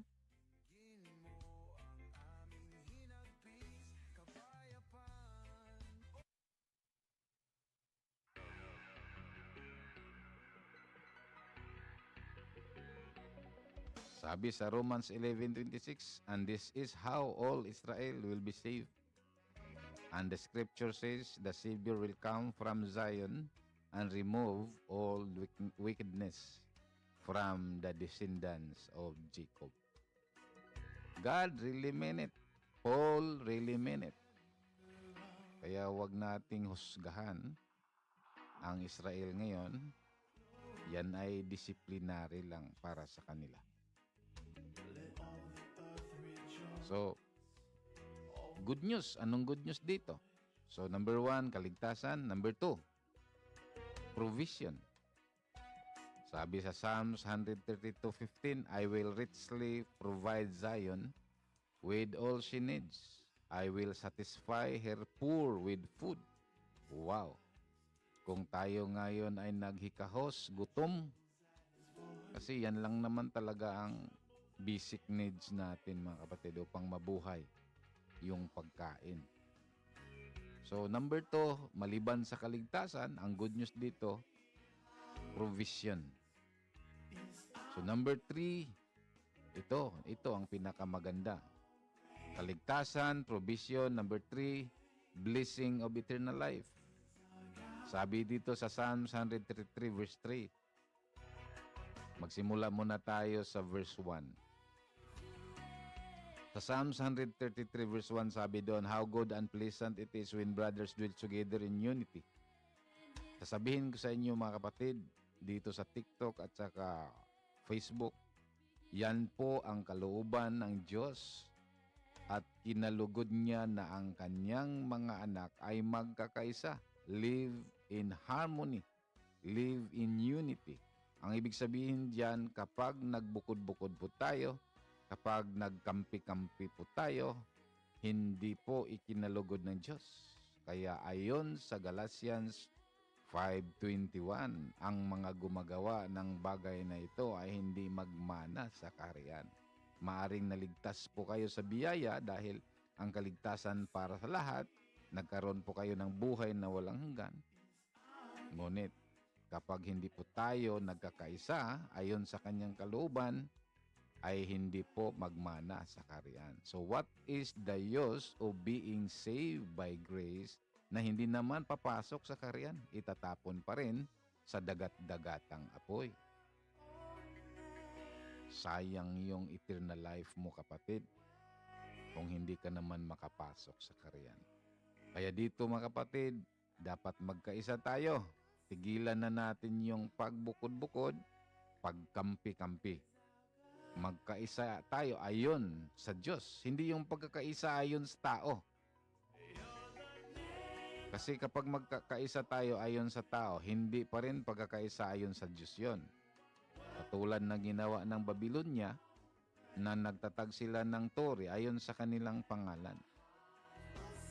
Kaya ang pagkakaisa na hinahanap ng Diyos ay yung pagkakaisa sa kanyang vinyo. Ito na ang vinyo. Verse 3 tayo. Kasi napakarami nang nangaral dito sa Psalms 133:1. Pero bulag sila sa vinyo. Bakit nabulag sila sa vinyo? Kasi gumagawa sila ng kanilang vinyo. Kaya nabulag sila dito. So sa verse 3, diretso na lang natin sa verse 3. That is where. Pag sinabing that is where, ang ibig sabihin dyan, vinyo. Saan ang vinyo sa pagkakaisa? Zion yun mga kapatid, kasi yan ang kanyang kaharian. That is where the Lord promised the blessing of eternal life. So saan ipinapangako ng Diyos yung buhay na walang hanggan, yung pagpapala at buhay na walang hanggang maliwanag? Sa Zion yun mga kapatid. May nagtanong sa akin. Sabi niya, Pastor, noong una, ang aral na narinig ko, natutunan ko, ang lahat ng nanampalataya, sumunod sa Diyos, ay sa langit papunta. Bakit ngayon sa Zion na? Yan ang tanong niya. Baka yan din ang tanong mo ngayon. Ikaw nga na nakinig ngayon. Yan din ang tanong mo. Bakit noong una nang ako'y nakinig ng mga aral ibanghilyo, ay sa langit tayo. Ngayon, bakit sa Zion na? Yan ang nangyari mga kapatid kasi hindi buo yung aral na natanggap mo. Half-truth. Hindi po nagkontrahan ang langit ugsa at Zion. Ang pangalan ng kaharian, Zion. Nandyan ang langit. Ano yung langit? A place of delight. Hindi naman tayo pupunta sa clouds at doon tayo maglipad-liparan sa langit sa habang buhay. Kasi kapag sinabing kaharian ng Diyos, meron siyang trono at buong kalawakan. At ang sinasabing langit, a place of delight, description yan kung anong kaganapan, kung anong atmosphere ng Zion na sinasabi niya natatahan siya habang buhay. Hindi po nagkontrahan yung langit at Zion. Kasi kapag tingnan natin ito sa dictionary, isa sa mga meaning ng Zion ay langit, paraiso. Kaya due to ignorance, lack of knowledge, hindi na ipaliwanag ng mga mangangaral, nalito ngayon ang mga nakinig sa akin. Bakit sabi niya? Bakit noon, langit yung ipinapangako ng mga pastor at ngayon Zion yung sayo? Kasi hindi buo ang aral na ipinangaral nila. Hindi nagkontrahan yung langit at saka Zion. Kasi ang Diyos po mismo ang nagpili at nagtatag ng Zion. O paano naging kontra yun? Hindi tayo dapat nalito. Ang pangalan ng kaharian niya, Zion, at andoon ang langit. A place of delight. Kaya dito, sabi dito, that is where the Lord promised the blessing of eternal life. Yun mga kapatid. At andito na rin yung eternal joy and happiness. Titigan yung mabuti, yung talata. Huwag kayong pakulong, magpakulong sa half-truth. Kasi half-truth mga kapatid is a part of a lie. So, Isaiah 51:11, God really meant it. The people ransomed by the Lord, the people, ito na po ang iglesia mga kapatid, mga taong nanampalataya, niligtas niya, will return. Saan sila mo return? Bakit tayo ngayon nagkakagulo-gulo? Kasi nga, kulang yung aral ng ipinangaral ng mga pastor. Dapat yung mga naligtas mga kapatid will return. Saan sila mo return? They will come. Saan sila mo come? They will come to Zion, singing with joy. Anong pangakong blessing dyan? Everlasting happiness will be in their heads as a crown. They will be glad and joyful. They will have no sorrow or grief. Yan po ang mga good news, mga kapatid, sa Ebanghelyo ng Kaharian. Ang mga mangangaral, mga kapatid, half-truth, ang pangako nila dito lang. Eternal life, eternal joy and happiness will be in their heads. They will glad and joyful. Yan lang ang pinangaral nila. Hindi nila ipinangaral ito. The ransom of the Lord will return. They will come to Zion. Hindi nila ipinangaral. Bakit? Kasi mabutata yung tinatayo nilang religious group. Na mali pala yun. Dapat hindi tayo magtatag ng ating mga sariling samahan. Kasi may naitatag na ang Diyos. Kung saan, doon tayo magkakaisa. Malinaw, they will come to Zion with singing, with joy. So yan po ang buong Ebanghelyo, mga kapatid. Kaya kapag nakinig ka ngayon, kapag katotohanan ang hanap mo, andito na. Hindi dahil sa akin, hindi naman ako kilala. Hindi rin ako magaling, hindi rin ako linguistic. Yung Tagalog ko, bali-bali pa. Pero kapag nakinig kang mabuti, pag binasa mo yung talata, talagang maintindihan mo. So there are 3 dispensation of God's kingdom. Sa panahon ng Panginoong Hesus, naihayag po ang kaharian sa 3 kapahayagan. The kingdom within. Number 2, millennial kingdom. Number 3, eternal kingdom. Ito'y tatalakayin natin. Una, bakit may kingdom within? Kasi mga kapatid, hindi tinanggap si Jesus bilang Misaya sa Israel, kaya kinuha sa kanila yung kaharian. Ano yung kinuha? Kaharian. Hindi si Jesus. Pag sinabing kaharian, buo po ito. Binubuo ito ng 3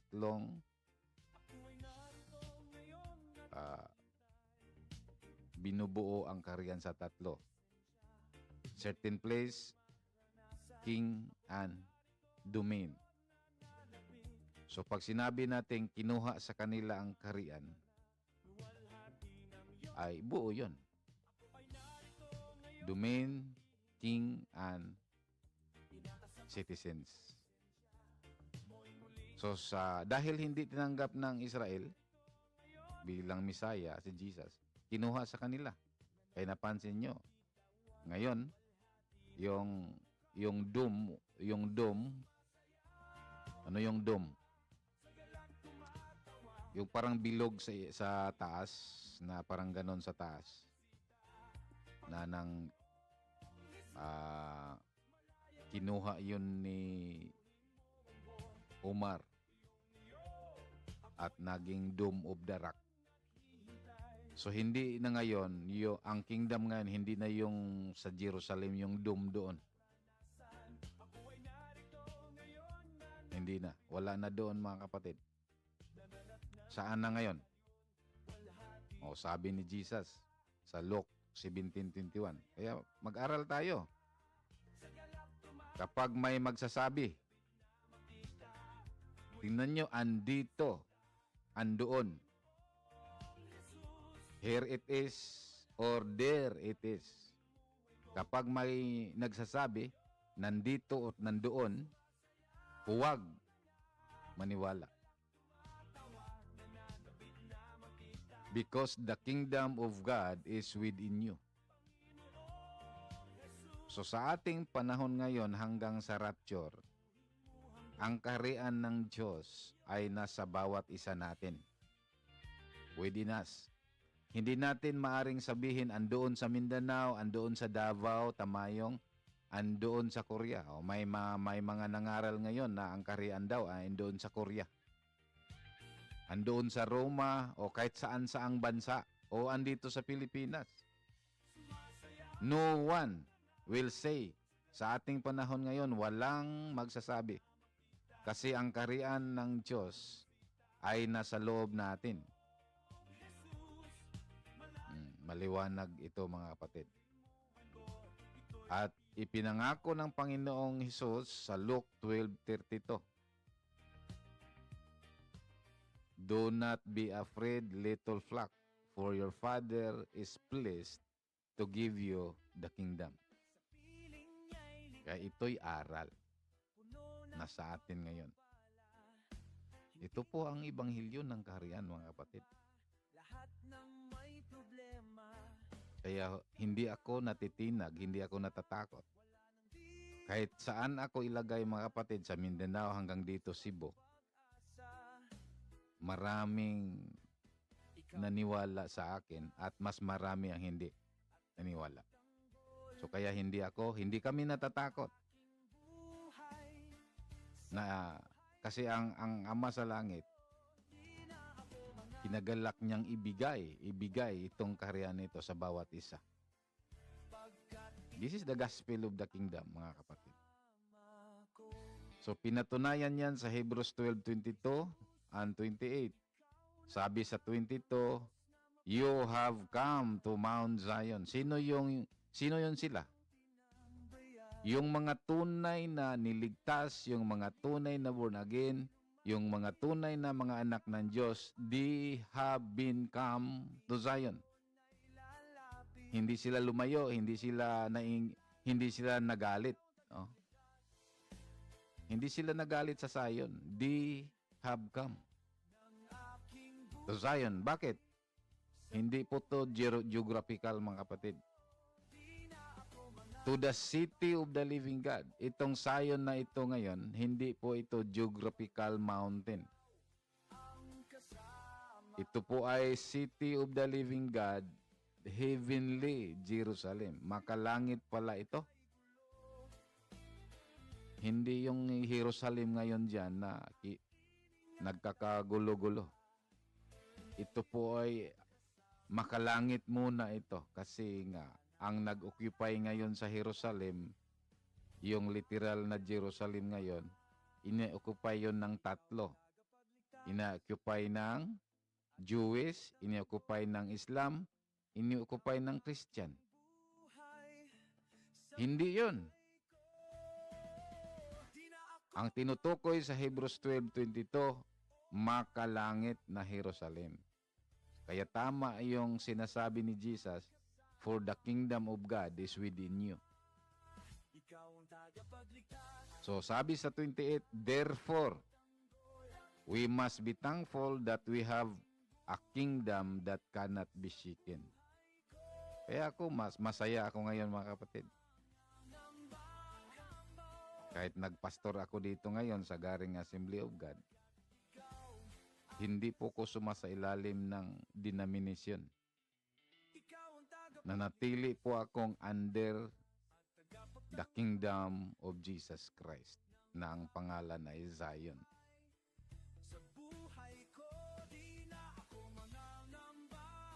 Yan po ang aral biblical mga kapatid, na dapat hindi tayo sumasailalim sa mundong ito. Kahit nandito tayo sa mundo, of course, subject po tayo sa mga konstitusyon, mga batas, pero yung pananampalataya natin, pag spiritual matter ang pag-usapan, hindi po tayo sumasailalim sa mundong ito. Tayo po ay under the kingdom of Jesus Christ. At hanggang sa rapture ito mga kapatid, yan po ang unang bahagi, pagpahayag ng kaharian hanggang rapture. Yan ang inihintay natin ngayon, rapture. Pagkatapos ng rapture, ay dadako na tayo ngayon sa millennial kingdom. Ito po ang pangalawang pagpapahayag ng Diyos sa kanyang kaharian sa pamagitan ng paghari ng ating Panginoong Hesus sa 1,000 taon. Tingnan nyo mga kapatid sa Revelation 14:1. Look, I looked, and the Lamb was standing on Mount Zion. So sabi ninyo, noon pa yung Zion. O bakit sa Revelation sa inaharap? Yan pa rin ang nakita ni Jesus Christ. Yan pa rin ang nakita ni John. Sabi ni John, I looked, and the Lamb was standing on Mount Zion. So totoo yung sinasabi ng Diyos Ama na pinili ko ang Zion bilang aking tahanan magpakailanman. Kasi nga, totoo yun. Ipinakita ng Diyos kay Juan sa kanyang pangitain na andun pa rin. So Jesus reign with justice. Siya po'y maghari. Tinatawag siyang hari ng mga hari, King of Kings, kasi nga meron namang mga maraming hari maghari sa kanya. Itong 144,000 kasamang maghari. Yan ang pangako ng Panginoon. So, dito sa Millennial Kingdom, pangalawang pagpapahayag ng kaharian ng ating Panginoong Hesus, may dalawang uri tao dito. May mga mortal people dito. At sila po ay mga survivor galing sa Great Tribulation. So do not dare not to be with the rapture.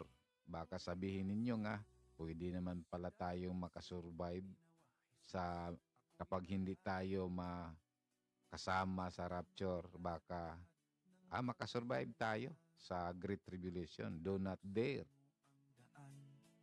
Bakit? Kung sa kunting mga pagsubok lang ngayon dito, ayaw mo nang dumalo sa panambahan.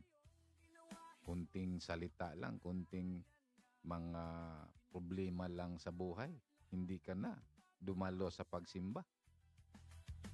O, paano mo ngayon masurvive itong Great Tribulation? Kaya ako sa inyo, magiging tapat tayo sa ating panahon ngayon. Dapat maging tapat tayo sa ating pag-serve sa Panginoon. Bakit? Upang maiwasan natin na hindi na natin maranasan itong Great Tribulation. So dito sa Millennial Kingdom mga kapatid, mga giliw na tagapakinig, ang mga taong mga mortal dito na nakasurvive, magkaroon pa sila ng maraming anak. Mag-asawa sila, magkaroon ng maraming anak. At magkaroon sila ng sariling bahay, mga magagandang bahay. At magkaroon sila ng sariling asyenda. At ang pinakabata na mamamatay dahil sa disiplina ay 100 years. At kasama rin dito yung mga immortal, yung mga na-rapture, kasama yung na-rapture at maghari. So, dalawang tao dito. Dalawang ori. So, after 1,000 years, kalagan yung Diablo. Then, after Christ has destroyed all powers and forces, the end will come and He will give the kingdom to God the Father. So, after 1,000 years, kalagan yung Diablo, makakonvert pa yung Diablo ng libu-libong mga tao. At i-conquer niya lahat yun hanggang gawin ng Diyos na tatapakan ng kanyang mga tiil. I-conquer ni Jesus lahat. The last enemy to be conquered is death. Yan po mga kapatid. So sabi dito sa 1 Corinthians 15:28, but when all things have been placed under Christ's rule, then He Himself, the Son, will place him under God, who place all things under Him, and God will rule completely over all. Dadako na tayo ngayon sa pangatlong kapahayagan ng kaharian ng Diyos, yung tinatawag nating eternal kingdom. So the kingdom within, millennial kingdom, at ngayon, eternal kingdom. So anong kaibahan ng millennial kingdom at eternal kingdom? So ganito mga kapatid. Dito sa millennial kingdom, si Jesus yung hari. Dito sa eternal kingdom, yung ama na yung hari. Yan po ang kaibahan. At dito sa millennial kingdom, mayroon pang mga mortal at saka immortal. At dito naman sa eternal kingdom, lahat na immortal. So dito sa millennial kingdom, mayroon pang araw at gabi. Doon sa sa eternal kingdom, wala na po, lahat na po, wala na pong gabi. So dito sa millennial kingdom, mayroon pang mayroong dagat. Doon sa eternal kingdom, river of life na lang doon. Dito sa millennial kingdom, magwakas din yon, 1,000 years lang yon. Doon sa eternal kingdom, forever na yon, wala na pong wakas. Yan po mga kapatid, ang tatlong kapahayagan. Yung eternal kingdom mga kapatid, dito na tayo sa eternal kingdom. Tinatawag itong the New Jerusalem, hindi yung Jerusalem dyan. Kasi bababa mula sa langit, yung bagong Jerusalem, the first square city, na nagkasukat ito ng more or less 2,400 square kilometer.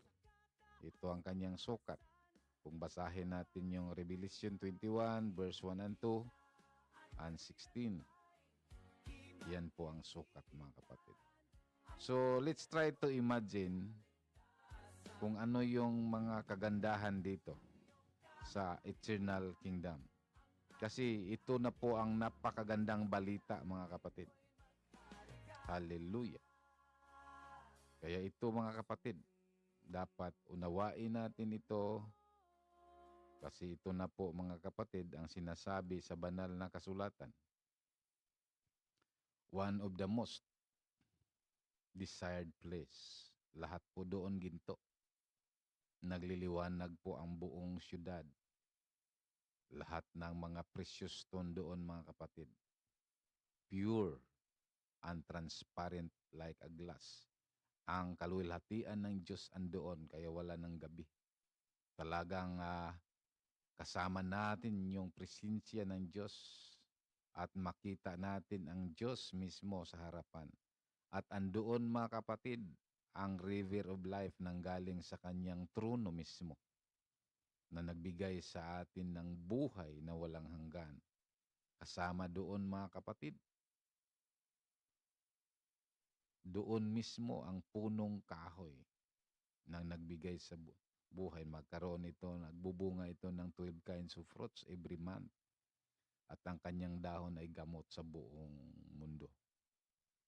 Napakaganda mga kapatid. This is really good news sa bawat isa. Sana mga kapatid, wala na pong kapighatian. Ang Diyos mismo, pahiran niya ang ating mga luha. Hallelujah. Napakaganda mga kapatid kapag kasama natin ang Diyos dito. Kaya dapat mga kapatid,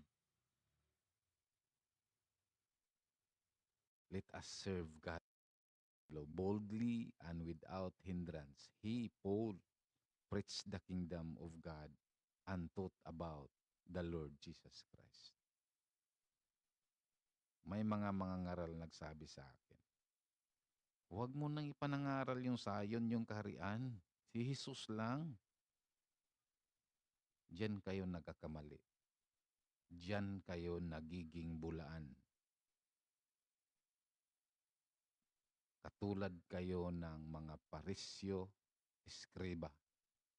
Sabi doon sa Matthew 23:6, sinaway ng Panginoon ang eskriba at parisyo dahil hindi nila ipinangaral ang kaharian. Hindi sila pumasok, hindi nila pinapasok yung mga tao. Kaya tigilan nyo yung pagpahinto sa akin. Si Pablo, walang nakapagpigil sa kanya, ipinangaral niya ang kaharian. Ipinangaral din niya si Jesus Christ na hari ng kaharian at ating tagapagligtas. So hindi pwede mga kapatid na sabihin natin si Jesus lang ipangaral, ang ebanghelyo lang. Diyan kayo nagkulang. Kaya purihin ang Diyos dito sa ating platform. Buo po ang aral dito mga kapatid. Marami pa pong mga aral na masumpungan natin dito.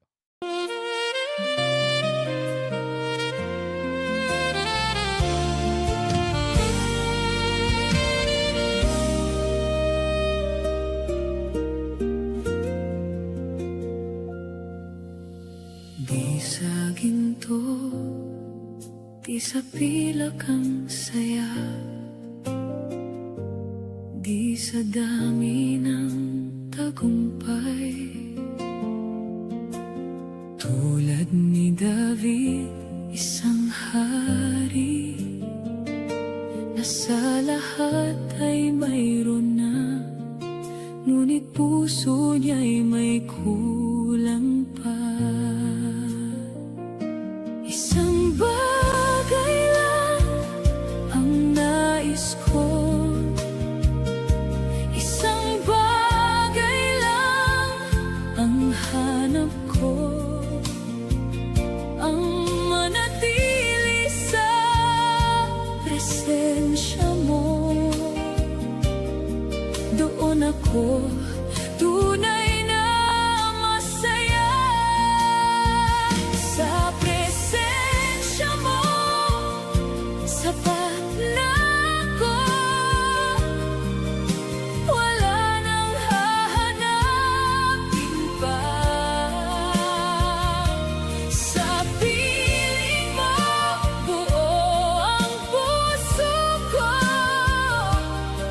Panginoon, ikaw lang ang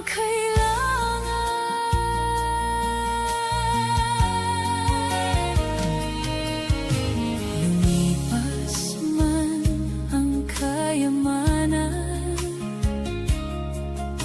kumupas man ang kasikatan, ang mundo ay lilipas lamang, ngunit pag-ibig mo'y mananatili. Kailanman ay di magbabago. Isang bagay lang ang nais ko,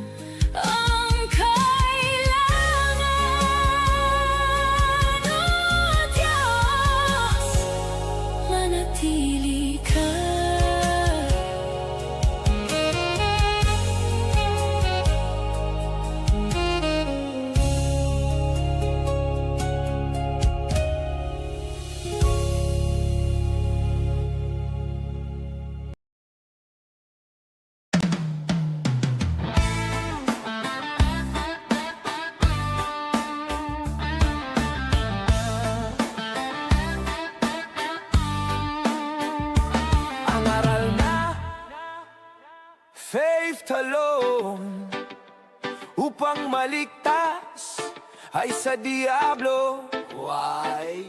Paano naging alo ang faith?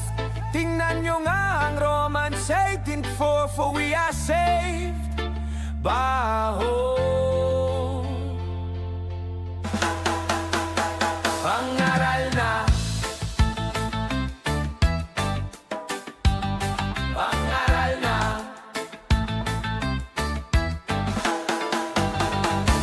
pangaral na, faith alone, upang maligtas ay sa diablo. Why? Paano naging alone ang faith? Tingnan nyo nga ang Titus 3 and 5. According to His mercy, He saved us by the washing of regeneration. Oh, ang aral na, faith alone for salvation is Antichrist. Why? Tingnan nyo nga ang Hebrews 5 and 9. Jesus was becoming the author of eternal salvation unto all them that obey Him. The truth is, we are saved by grace through faith. Makinig mananampalataya at susunod kay Jesus upang makamit ang kaligtasan na walang hanggan. Huwag padaya, makinig mananampalataya at susunod kay Jesus.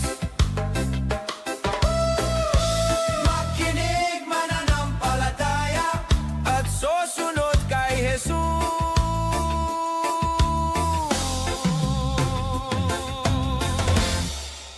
na walang hanggan.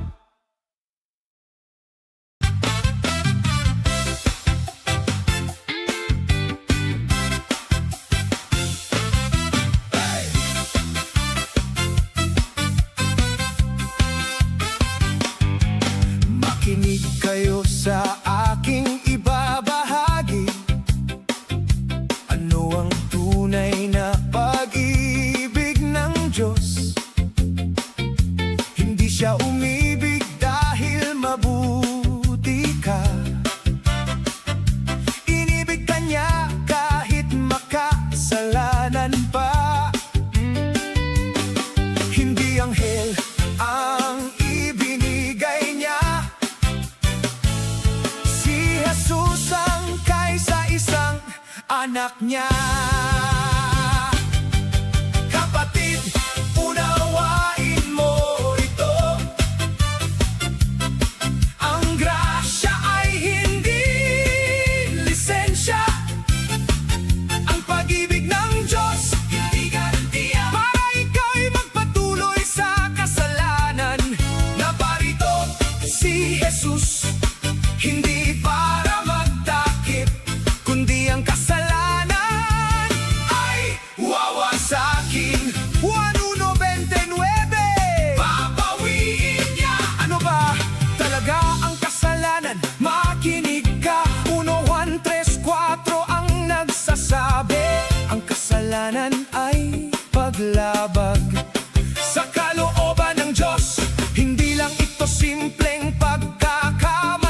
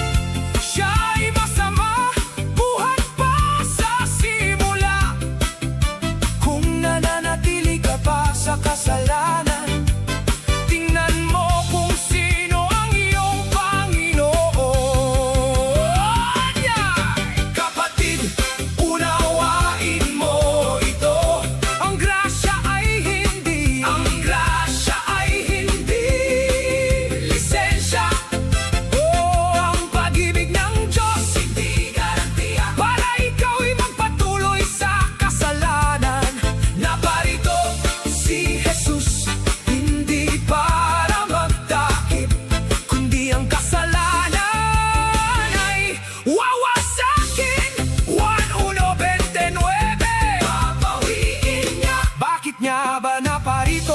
Si Jesus. Makinig kayo at alalahanin ninyo. Una, upang bawiin ang iyong kasalanan, bawiin at tuluyang alisin. Pangalawa, upang wasakin ng tuluyan ang lahat ng gawa ng dyablo.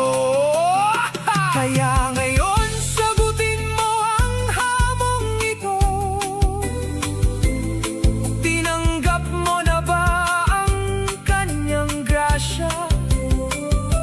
May kasalanan ka pa bang itinatago na dapat mo nang iwan at talikuran? Ang tunay na anak ng Diyos hindi na nananatili sa kadiliman, dahil ang binhi ng Diyos ay nasa Kanya na.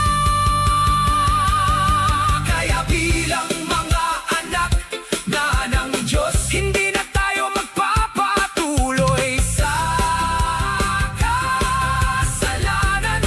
Oh, ayon sa Roma 6:1 at 2, dahil ang pag-ibig, grasya at katotohanan ang siyang kapangyarihang tatalo sa kasalanan, upang tayo ay hindi na maging alipin nito. Ayon sa 1 Juan 3:9, ang mga anak ng Diyos